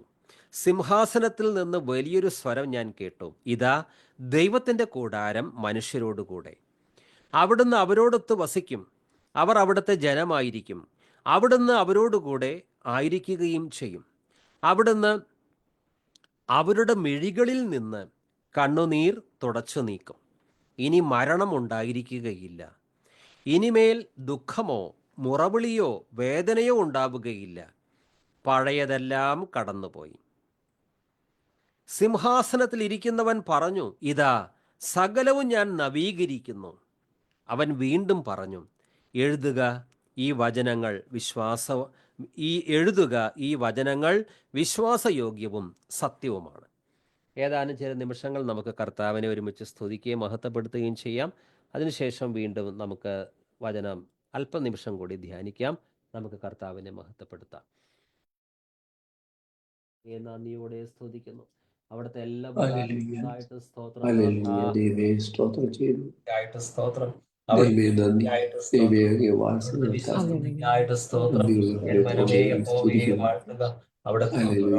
ഒന്നും മറക്കരുത്. സ്തോത്രം, സ്തോത്രം. ഹല്ലേലൂയ, ഹല്ലേലൂയ. ആരാധനയ്ക്ക് യോഗ്യനായവനെ നന്ദിയോടെ ഹല്ലേലൂയ. ആരാധനയ്ക്ക് യോഗ്യനായവനെ ബലഹീനതയിൽ കൃപ പകരുന്ന കർത്താവിന് സ്തോത്രം. മാത്രം സ്നേഹിപ്പാൻ ഹല്ലേലൂയ, ഹല്ലേലൂയ, ഹല്ലേലൂയ. എന്റെ മനമേ യഹോവയെ വാഴ്ത്തുക, അവിടുത്തെ അങ്ങ് ചെയ്ത എല്ലാ നന്മകൾക്കായിട്ട് സ്തോത്രം. അവിടുത്തെ കൃപ എത്രയോ വലുത്. ഹല്ലേലൂയ, ഹല്ലേലൂയ, ഹല്ലേലൂയ, ഹല്ലേലൂയ. അങ്ങയുടെ യേശുവിന് മഹത്വം, കർത്താവിന് മഹത്വം, യേശുവിന് മഹത്വം, കർത്താവിന് മഹത്വം. ആരാധനയ്ക്ക് യോഗ്യനായവനെ നന്ദിയോടെ സ്തുതിക്കുന്നു. എൻ മനമേ യഹോവയെ വാഴ്ത്തും, അവിടുത്തെ ഉപകാരങ്ങളൊന്നും മറക്കരുത്. കർത്താവേ, ദൈവമേ സ്തോത്രം ചെയ്യുന്നു, ഹല്ലേലൂയ. യേശുവേ, അവിടുത്തെ രക്തത്താൽ ഞങ്ങൾക്ക് പിതാവായ ദൈവത്തോട് രമ്യതപ്പെടുവാൻ സാധിച്ചല്ലോ. ഒരു കാലത്ത് അതിക്രമങ്ങളും പാപങ്ങളും ഭരിച്ചവരായിരുന്ന ഞങ്ങളെ യേശുവേ അങ്ങ് ജീവിപ്പിച്ചു. Hallelujah, hallelujah. ദൈവിക സത്യങ്ങളൊന്നും വചനങ്ങളൊന്നും അറിയാതെ അന്ധരായി കഴിഞ്ഞിരുന്ന ഞങ്ങൾക്ക് അങ്ങയുടെ തിരുവചനത്തിന്റെ പൊരുൾ മനസ്സിലാക്കി തന്നതിനാൽ ഹല്ലേലൂയ, ജ്ഞാനികൾക്കും വിവേകികൾക്കും മറച്ചു വെച്ച് ശിശുക്കൾക്ക് വെളിപ്പെടുത്തിയതിനാൽ നന്ദിയോടെ ജീവിതകാലം മുഴുവനും അനേകർക്ക് ഈ സത്യങ്ങൾ അറിയാതിരിക്കുമ്പോൾ കർത്താവേ, ശിശുക്കളായി ഞങ്ങൾക്ക് കണ്ണു തുറന്നതിനാൽ സ്തോത്രം. കർത്താവേ, ഞങ്ങളുടെ വചനത്തിന്റെ ശ്രേഷ്ഠത ഗ്രഹിക്കുവാൻ ഞങ്ങളുടെ ഹൃദയങ്ങളെ തുറന്നതിനാൽ സ്തോത്രം. നാഥ, ഹല്ലേലൂയ. വെള്ളിയേക്കാളും പൊന്നിനേക്കാളും ശ്രേഷ്ഠമായ തിരുവചന സത്യങ്ങളാണ് ഞങ്ങൾക്ക് പകർന്നു തരുന്നതിനാൽ സ്തോത്രം ചെയ്യുന്നു. Hallelujah, hallelujah. തേൻകട്ടയിലും വിശേഷതയുള്ള ദൈവത്തിന്റെ വചനം ധ്യാനിക്കുവാൻ അങ്ങ് തരുന്ന എല്ലാ അവസരങ്ങൾക്കായിട്ട് സ്തോത്രം ചെയ്യുന്നു, സ്തോത്രം ചെയ്യുന്നു. ഹല്ലേലൂയ, ഹല്ലേലൂയ, ഹല്ലേലൂയ, ഹല്ലേലൂയ. യേശുവേ സ്തോത്രം ചെയ്യുന്നു, സ്തുതിക്കുന്നു. സന്നിധിയില് ഹല്ലേലൂയ, കർത്താവിന് സ്തോത്രം.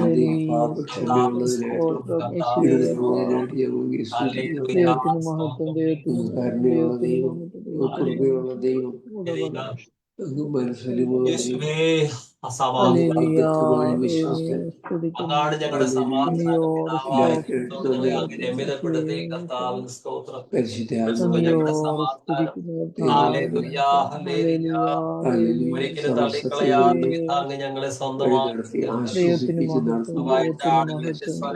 ഞാൻ അവയെ അറിയുന്നു. ഞാൻ അവർക്ക് നിത്യജീവൻ ഒരു നാൾ നശിച്ചു പോകില്ല എന്ന് പറഞ്ഞല്ലോ കർത്താവേ. അങ്ങ് ഞങ്ങൾക്ക് നിത്യജീവൻ അതെത്രയാണ്.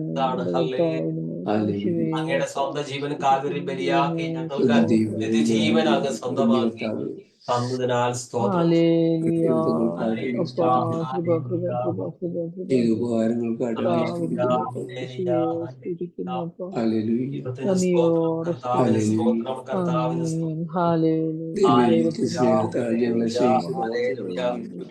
യേശുവേ, തിരുനാമത്തിന് സ്തോത്രം.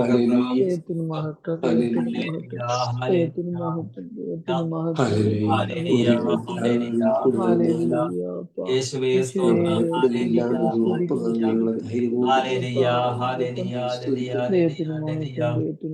ഹല്ലേലൂയ, ഹല്ലേലൂയ, ഹല്ലേലൂയ, ഹല്ലേലൂയ,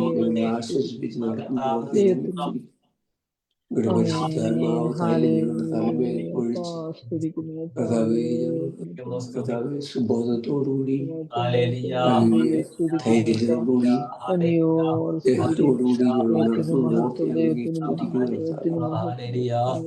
ദൈവ കുഞ്ഞാടവൻ യോഗ്യനെന്ന് മോക്ഷത്തിൽ കേൾക്കുന്ന ശബ്ദമത്. ദൈവ കുഞ്ഞാടവൻ മോക്ഷത്തിൽ കേൾക്കുന്ന ശബ്ദമത്. വെള്ളത്തിനിരച്ചൽ പരിശുദ്ധയാം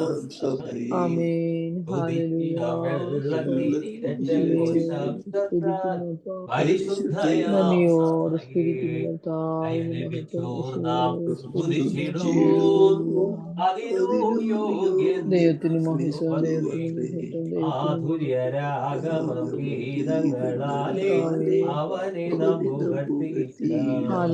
മാധുര്യ രാഗമാം ഗീതങ്ങളാലേ അവനെ നാം പുകഴ്ത്തിയിടാം. നിൻ തിരുമേനി അറുക്കപ്പെട്ടു നിൻ രുധിരത്തിൻ വിലയായി വാങ്ങിയതാ. നിൻ തിരുമേനി അറുക്കപ്പെട്ടു നിൻ രുധിരത്തിൻ വിലയായി വാങ്ങിയതാ. ഭാഷകൾ സർവവും ചേർത്തുകൊണ്ടു, ഗോത്രങ്ങൾ, ഭാഷകൾ, വംശങ്ങൾ, ജാതികൾ സർവവും ചേർത്തുകൊണ്ടു ദയ ലഭിച്ചോർ നാം സ്തുതിച്ചിടുവോം.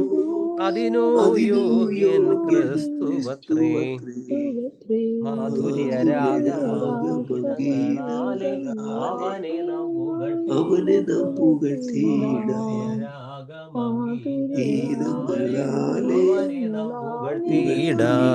മാധുര്യരാഗമം ഗീതങ്ങളാലേ അവനെ നാം പുകഴ്ത്തിയിടാം. കർത്താവിന്റെ പരിശുദ്ധ നാമത്തിന് മഹത്വമുണ്ടാകട്ടെ. ക്രിസ്തു ക്രൂശിൽ ചൊരിഞ്ഞ രക്തമുഖാന്തരമാണ് പിതാവായ ദൈവത്തിൽ നിന്ന് അകന്നുപോയ നാം പിതാവായ ദൈവത്തോട് രമ്യതപ്പെട്ടത്.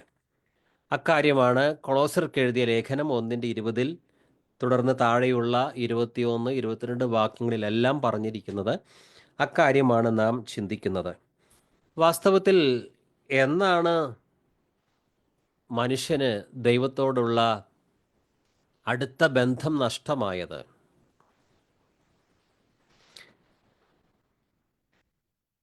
ഉൽപ്പത്തി 2:7 തൊട്ട് ദൈവമായ കർത്താവ് ഭൂമിയിലെ പൂഴി കൊണ്ട് മനുഷ്യനെ രൂപപ്പെടുത്തുകയും ജീവന്റെ ശ്വാസം അവൻ്റെ നാസാരന്ധ്രങ്ങളിലേക്ക് നിശ്വസിക്കുകയും ചെയ്തു. അങ്ങനെ മനുഷ്യൻ ജീവനുള്ളവനായി തീർന്നു. അവിടുന്ന് കിഴക്ക് ഏദനിൽ ഒരു തോട്ടമുണ്ടാക്കി താൻ രൂപം കൊടുത്ത മനുഷ്യനെ അവിടെ താമസിപ്പിച്ചു. ഏദൻ തോട്ടത്തിൽ ദൈവം മനുഷ്യനെ താമസിപ്പിച്ചു. പിന്നീട് പാമ്പ് വന്ന് മനുഷ്യനെ കബളിപ്പിക്കുന്നു, പാപം ചെയ്യുന്നു, പറുദീസായിൽ നിന്ന് പുറത്താക്കപ്പെടുന്നു. ആദാമിൻ്റെ പാപനിമിത്തം സകല മനുഷ്യരും പാപത്തിൻ്റെ പിടിയിലായി. ആദം മുഖാന്തരം ദൈവത്തിൽ നിന്ന് അകന്നുപോയ മനുഷ്യവർഗത്തെ രമ്യതപ്പെടുത്തുവാൻ ഏതെങ്കിലും വിശുദ്ധനായ മനുഷ്യനോ മാലാഖമാർക്കോ സാധിക്കുകയില്ല. ദൈവത്തിൻ്റെ സകല സമ്പൂർണതയും ദേഹരൂപത്തിൽ വസിച്ച ദൈവത്തിൻ്റെ സ്വന്തം പുത്രനായ യേശുക്രിസ്തുവിന് മാത്രമേ ആദാം ചെയ്ത ആ അനുസരണക്കേടിന് പരിഹാരം വരുത്തി പിതാവായ ദൈവത്തിങ്കിലേക്ക് മനുഷ്യവർഗത്തെ അടുപ്പിക്കുവാൻ സാധിക്കൂ. അതുകൊണ്ടാണ് യേശുവിനെ ദൈവത്തിനും മനുഷ്യർക്കും ഇടയിൽ നിൽക്കുന്ന ഏക മധ്യസ്ഥനെന്ന് തിരുവചനം വ്യക്തമായി പറയുന്നത്. റോമാലേഖനം 5:2 ഒരു മനുഷ്യൻ മൂലം പാപവും പാപം മൂലം മരണവും ലോകത്തിൽ പ്രവേശിച്ചു. അപ്രകാരം എല്ലാവരും പാപം ചെയ്തതുകൊണ്ട് മരണം എല്ലാവരിലും വ്യാപിച്ചു. ഒരു മനുഷ്യൻ മൂലം പാപവും. ആ മനുഷ്യൻ ആരാണ്? ആദാമാണ്.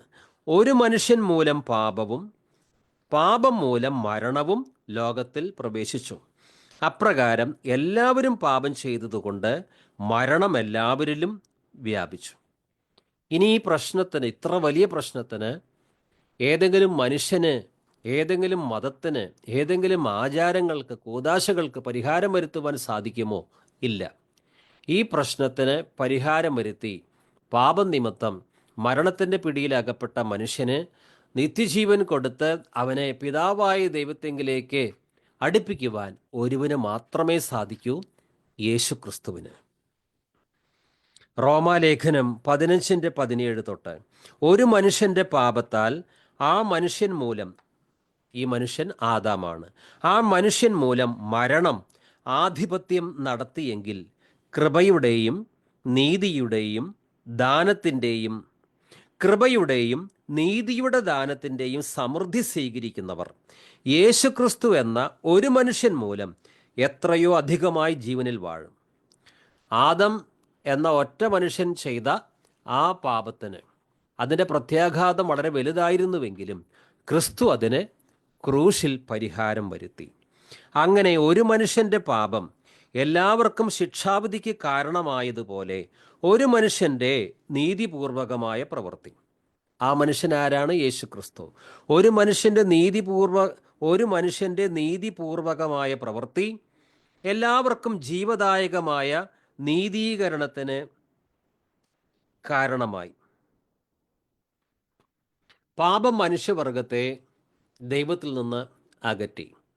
ഇന്നും പാപത്തിൽ ജീവിക്കുന്ന വ്യക്തി ദൈവത്തിൽ നിന്ന് അകന്നാണ് കഴിയുന്നത്. ദൈവം പരിശുദ്ധനാണ്. പാപിയുടെ ഒരുപാട് പാപങ്ങളെ ഈ പരിശുദ്ധനായ ദൈവത്തിന് എങ്ങനെ അംഗീകരിക്കാൻ സാധിക്കും? രക്ഷിക്കുവാൻ കഴിയാത്ത വിധം കർത്താവിൻ്റെ കരങ്ങൾ കുറുകിപ്പോയിട്ടില്ല. കേൾക്കുവാൻ കഴിയാത്ത വിധം അവിടുത്തെ ചെവികൾ മന്ദമായിട്ടുമില്ല. നിങ്ങളെയും നിങ്ങളുടെ ദൈവത്തെയും തമ്മിൽ അകറ്റി നിർത്തിയിരിക്കുന്നത് നിങ്ങളുടെ അകൃത്യമാണ്. പാപം ചെയ്യുമ്പോൾ എന്താണ് സംഭവിക്കുന്നത്? യെശയ്യാ പ്രവാചകന്റെ പുസ്തകം 59 തൊട്ട്, രക്ഷിക്കാൻ കഴിയാത്ത വിധം കർത്താവിൻ്റെ കരം കുറുകിപ്പോയിട്ടില്ല, കേൾക്കാനാവാത്ത വിധം അവിടുത്തെ കാതുകൾക്ക് മാന്ദ്യം സംഭവിച്ചിട്ടില്ല. നിന്റെ അകൃത്യങ്ങൾ നിന്നെയും ദൈവത്തെയും തമ്മിൽ അകറ്റിയിരിക്കുന്നു. നിന്റെ പാപങ്ങൾ അവിടുത്തെ മുഖം നിന്നിൽ നിന്ന് മറച്ചിരിക്കുന്നു. അതിനാൽ അവിടുന്ന് നിന്റെ പ്രാർത്ഥന കേൾക്കുന്നില്ല. നിന്റെ കരങ്ങൾ രക്തപങ്കിലമാണ്, വിരലുകൾ അകൃത്യങ്ങളാൽ മലിനമായിരിക്കുന്നു. നിന്റെ അധരം വ്യാജം പറയുന്നു, നാവ് ദുഷ്ടത പിറുപിറുക്കുന്നു. പാപം മനുഷ്യനെ ദൈവത്തിൽ നിന്ന് അകറ്റുന്നു. പാപനിമിത്തം അകന്നുപോയ മനുഷ്യനെ ദൈവത്തിൽ നിന്ന്, പാപനിമിത്തം അകന്നുപോയ മനുഷ്യൻ പിതാവായ ദൈവത്തിലേക്ക് ഇനി കടന്നു വരാൻ സാധിക്കുന്നത് യേശുക്രിസ്തു മുഖാന്തരമാണ്. ഇനി ഒരു വിശ്വാസിയാണെങ്കിൽ പോലും അവൻ അഥവാ മനഃപൂർവ്വം പാപം ചെയ്യുന്നുവെങ്കിൽ അത് അവൻ്റെ ജീവിതത്തിൽ, വിശ്വാസ ജീവിതത്തിൽ വലിയ പ്രതിസന്ധി ഉണ്ടാക്കും. അനുദപിച്ച് തെറ്റ് ഏറ്റു പറഞ്ഞ് ക്രമീകരണം ചെയ്യുന്നത് വരെ അവൻ വല്ലാത്ത പ്രതിസന്ധിയിൽ തന്നെയാണ്. രക്ഷിക്കുവാൻ കഴിയാത്ത വിധം കർത്താവിൻ്റെ കരങ്ങൾ കുറുകിപ്പോയിട്ടില്ല. പക്ഷേ നിങ്ങളെയും നിങ്ങളുടെ ദൈവത്തെയും തമ്മിൽ അകറ്റി നിർത്തിയിരിക്കുന്നത് നിങ്ങളുടെ അകൃത്യമാണ്. ഹല്ലേലൂയ, സ്തോത്രം. എബ്രായ ലേഖനം 10-ാം അധ്യായം 8 തൊട്ട്, നിയമപ്രകാരം അർപ്പിക്കപ്പെട്ടിരുന്ന ബലികളും കാഴ്ചകളും, പഴയ നിയമത്തിൽ പുരോഹിതന്മാരാൽ ധാരാളം ദഹനയാഗങ്ങളും മൃഗബലികളുമൊക്കെ നടത്തിയിരുന്നു. പാപം ചെയ്ത വ്യക്തിയുടെ പാപങ്ങൾക്ക് മോചനം കിട്ടണം.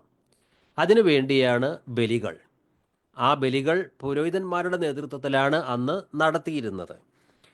പുതിയ നിയമത്തിൽ യേശുക്രിസ്തുവിൻ്റെ എന്നേക്കുമായുള്ള ഏകബലി, അതിൽ വിശ്വസിക്കുന്ന ഏവർക്കും പാപക്ഷമ കിട്ടുന്നതുകൊണ്ട് പാപങ്ങളുടെ മോചനം ഉള്ളിടത്ത് ഇനി പാപപരിഹാര ബലിയുടെ ആവശ്യമില്ല. ഇനി പൗരോഹിത്യമില്ല, മൃഗബലിയില്ല, പുരോഹിത വസ്ത്രമില്ല, ബലിവസ്തുവില്ല.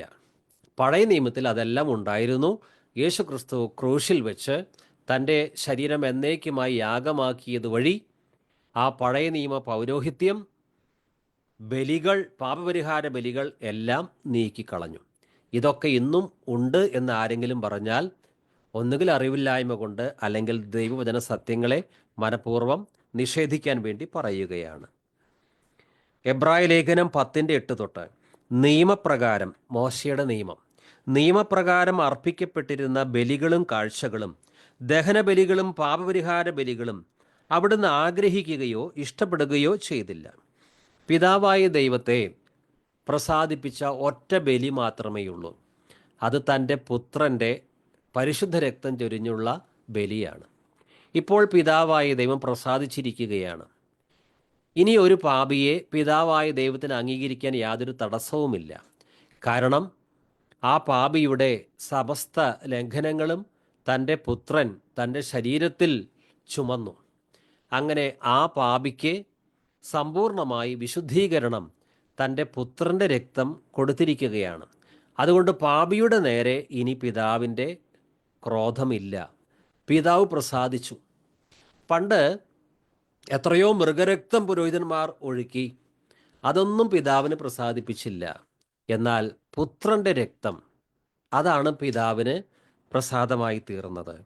നിയമപ്രകാരം അർപ്പിക്കപ്പെട്ടിരുന്ന ബലികളും കാഴ്ചകളും ദഹന ബലികളും പാപപരിഹാര ബലികളും അവിടുന്ന് ആഗ്രഹിക്കുകയോ ഇഷ്ടപ്പെടുകയോ ചെയ്തില്ല.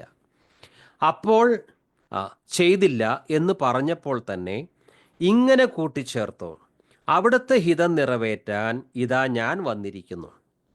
യേശു ക്രിസ്തുവിനെ കുറിച്ചാണ് ഇവിടെ സൂചിപ്പിക്കുന്നത്. അവിടുത്തെ ഹിതം നിറവേറ്റാൻ ഇതാ ഞാൻ വന്നിരിക്കുന്നു. രണ്ടാമത്തേത് സ്ഥാപിക്കാനായി ഒന്നാമത്തേത് അവൻ നീക്കിക്കളയുന്നു. രണ്ടാമത്തേത് 2 നിയമങ്ങളാണ്, പഴയ നിയമവും പുതിയ നിയമവും, പഴയ ഉടമ്പടിയും പുതിയ ഉടമ്പടിയും. പുതിയ ഉടമ്പടി സ്ഥാപിക്കണമെങ്കിൽ പഴയ ഉടമ്പടിയെ നീക്കിക്കളയണം. ക്രിസ്തു പഴയ ഉടമ്പടി പുരോഹിതന്മാരാൽ നിവർത്തിച്ചിരുന്ന ധാരാളം ദഹനബലികൾ, യാഗങ്ങൾ, മറ്റ് മതപരമായ ഒരുപാട് നിയമങ്ങൾ, അതിനെല്ലാം നീക്കം വരുത്തി. മതപരമായ ഒരുപാട് ആചാരങ്ങൾ, അതിനെല്ലാം നീക്കം വരുത്തി. രണ്ടാമത്തേത് സ്ഥാപിക്കാനായി ഒന്നാമത്തേത് അവൻ നീക്കിക്കളയുന്നു. ഈ പഴയ നിയമ പൗരോഹിത്യ വ്യവസ്ഥയും പഴയ നിയമ ബലികളുമൊക്കെ ആരാണ് നീക്കിക്കളഞ്ഞത്? ഇന്ന് കാണുന്ന ഏതെങ്കിലും ക്രിസ്തീയ നേതാക്കന്മാരല്ല, യേശുവാണ് നീക്കിക്കളഞ്ഞത്. യേശു നീക്കിക്കളഞ്ഞതിനെ പുനഃസ്ഥാപിക്കാൻ ശ്രമിക്കുന്നത് എത്രയോ വലിയ തിന്മയാണ്. ശ്രമിച്ചാൽ അതൊരിക്കലും നടക്കുന്ന കാര്യവുമല്ല. ഇനി പാപപരിഹാര ബലിയില്ല, എന്നാൽ കർത്തൃമേശ പാപപരിഹാര ബലിയാണെന്ന് പറഞ്ഞ് അർപ്പിക്കുന്നവരുണ്ട്. പക്ഷേ ആരൊക്കെ ശ്രമിച്ചാലും ഇനിയൊരു പാപപരിഹാര ബലി ഇല്ല എന്നുള്ളതാണ് യാഥാർത്ഥ്യം. ക്രിസ്തുവിൻ്റെ എന്നേക്കുമായുള്ള ഒരിക്കലായുള്ള ബലി, അതിൽ വിശ്വസിക്കുന്നവരെ പിതാവായ ദൈവം സമ്പൂർണമായി നീതീകരിക്കുന്നു. അക്കാര്യം എബ്രായ ലേഖനം 10-ാം അധ്യായത്തിൽ വളരെ വ്യക്തമാണ്. 10-ാം അധ്യായത്തിൽ നിന്ന് ചില വാക്യങ്ങൾ മാത്രമാണ് വായിക്കുന്നത്. അവിടുത്തെ ഹിതം നിറവേറ്റാൻ ഇതാ ഞാൻ വന്നിരിക്കുന്നു. പിതാവായ ദൈവത്തിൻ്റെ ഹിതം നിറവേറ്റാനാണ് യേശു വന്നത്. രണ്ടാമത്തേത് സ്ഥാപിക്കാനായി ഒന്നാമത്തേത് അവൻ നീക്കിക്കളയുന്നു. പഴയ നിയമം ആ പഴയ ഉടമ്പടി നീക്കിക്കളഞ്ഞ് ക്രിസ്തു പുതിയ ഉടമ്പടി സ്ഥാപിച്ചു. ആ ഹിതമനുസരിച്ച് യേശു ക്രിസ്തുവിൻ്റെ ശരീരം എന്നേക്കുമായി ഒരിക്കൽ സമർപ്പിക്കപ്പെട്ടത് വഴി നാം വിശുദ്ധീകരിക്കപ്പെട്ടിരിക്കുന്നു. ഇനി അനേകം ബലികളില്ല. പാപപരിഹാര ബലികൾ അർപ്പിക്കുന്ന പുരോഹിതന്മാരുമില്ല. പാപപരിഹാര ബലി ഉണ്ടെങ്കിലേ പുരോഹിതന്മാരുടെ ആവശ്യമുള്ളൂ. എന്തുകൊണ്ടില്ല? യേശു ക്രിസ്തുവിൻ്റെ ശരീരം എന്നേക്കുമായി ഒരിക്കൽ സമർപ്പിക്കപ്പെട്ടത് വഴി നാം വിശുദ്ധീകരിക്കപ്പെട്ടിരിക്കുന്നു. ദൈവത്തിന് സ്തോത്രം. ഇന്ന് നാം ധ്യാനിക്കാൻ ശ്രമിച്ചത്, മൊത്തമായി ധ്യാനിച്ചിട്ടില്ല, കൊളോസ്യർ 1-ാം അധ്യായം 20-ാം വാക്യം. അവൻ ക്രൂശിൽ ചൊരിഞ്ഞ രക്തം കൊണ്ട് അവൻ മുഖാന്തരം സമാധാനമുണ്ടാക്കി, ഭൂമിയിലുള്ളതോ സ്വർഗത്തിലുള്ളതോ സകലത്തെയും അവനെ കൊണ്ട് തന്നോട് നിരപ്പിക്കുവാനും പിതാവിന് പ്രസാദം തോന്നി. ഇന്നത്തെ വചന പ്രബോധനം നമുക്ക് അവസാനിപ്പിക്കാം. സെബാസ്റ്റ്യൻ ബ്രദർ പ്രാർത്ഥിച്ചൊന്ന് ആശീർവാദം. ഞങ്ങളുടെ സ്വർഗീയ പിതാവേ, ഇന്നും ഞങ്ങൾ കർത്താവ് അങ്ങയുടെ സന്നിധിയിൽ ഒരുമിച്ച് കൂടുവാനും അങ്ങയുടെ വചനത്തെ പറ്റി കർത്താവെ കേൾപ്പാനും കൃപ ചെയ്ത് ഓർത്ത് സ്തോത്രം ചെയ്യുന്ന കർത്താവെ, ദൈവമേ, അങ്ങ് എത്ര മഹാനായി സർവ്വപ്രപഞ്ചത്തെയും സൃഷ്ടിച്ച ദൈവം, ദൈവമേ, പിതാവുമായിട്ട് അന്യപ്പെട്ടിരുന്ന ദൈവമേ ജനത്തെ പിതാവുമായിട്ട് വീണ്ടും തൻ്റെ ക്രൂശിലെ യാഗബലിയാൽ പിതാവുമായിട്ട് വീണ്ടും സമാധാനത്തിലാക്കിയ അങ്ങയുടെ വൻ കൃപയെപ്പറ്റി കർത്താവ് ഇന്ന് കേൾപ്പാനായിട്ട് ഞങ്ങളെ സഹായിച്ച് ഓർത്ത് സ്തുതിക്കുന്ന കർത്താവെ, ജീവിതകാലം മുഴുവനും മരണഭയത്തിൽ അടിമത്തത്തിൽ കഴിഞ്ഞിരുന്ന ഞങ്ങളെ ദൈവം അങ്ങയുടെ പിതാവിന് ഇഷ്ടപ്പെട്ട ബലിയാൽ, ഏക ബലിയാൽ കർത്താവെ ഞങ്ങളെ പിതാവുമായിട്ട് സമാധാനം ഉണ്ടാക്കി, ദൂരസ്ഥരായവരെ ഞങ്ങളെ സമീപസ്ഥരാക്കി, പ്രത്യാശയും ദൈവവും ഇല്ലാതിരുന്ന ഞങ്ങളെ ഞങ്ങളുടെ ദൈവമായ പിതാവിൻ്റെ മക്കളാക്കി തീർത്ത ഞങ്ങളുടെ വലിയ ദയക്കായിട്ട് നന്ദിയോടെ ഞങ്ങൾ അങ്ങേ സ്തുതിക്കുന്നു കർത്താവെ. കർത്താവ്, ഈ വലിയ ശ്രേഷ്ഠകരമായ ഈ പദവി ഞങ്ങൾക്ക് തന്നിരിക്കുമ്പോൾ കർത്താവ്, ഞങ്ങളും ഞങ്ങളുടെ ജീവിതം കർത്താവ് ഒരു ബലിയായിട്ട് കാഴ്ചവെച്ചുകൊണ്ട് ദൈവമേ, അനേകർക്ക് വേണ്ടി ഇടിവിൽ നിൽക്കുവാൻ, അനേകരുടെ രക്ഷയ്ക്ക് വേണ്ടി കർത്താവിന്റെ ഹിതം ചെയ്ത് ജീവിപ്പാനായിട്ട് കർത്താവ് ഞങ്ങളെ എല്ലാവരെയും സഹായിക്കുമാറാണെന്ന് പ്രാർത്ഥിക്കുന്നു. പ്രാർത്ഥനയായിട്ട് ഓർത്തങ്ങി സ്തുതിക്കുന്നു. യേശു കർത്താവിന്റെ നാമത്തിൽ പ്രാർത്ഥിക്കുമ്പോൾ ദൈവോടെ കേൾക്കണം പിതാവേ. പിതാവായ ദൈവത്തിന്റെ സ്നേഹവും പുത്രനായ യേശു കർത്താവിന്റെ കൃപയും പരിശുദ്ധാത്മാവിന്റെ കൂട്ടായ്മയും സകല വിശുദ്ധരോടും കൂടി ഇരിക്കുമാറാകട്ടെ.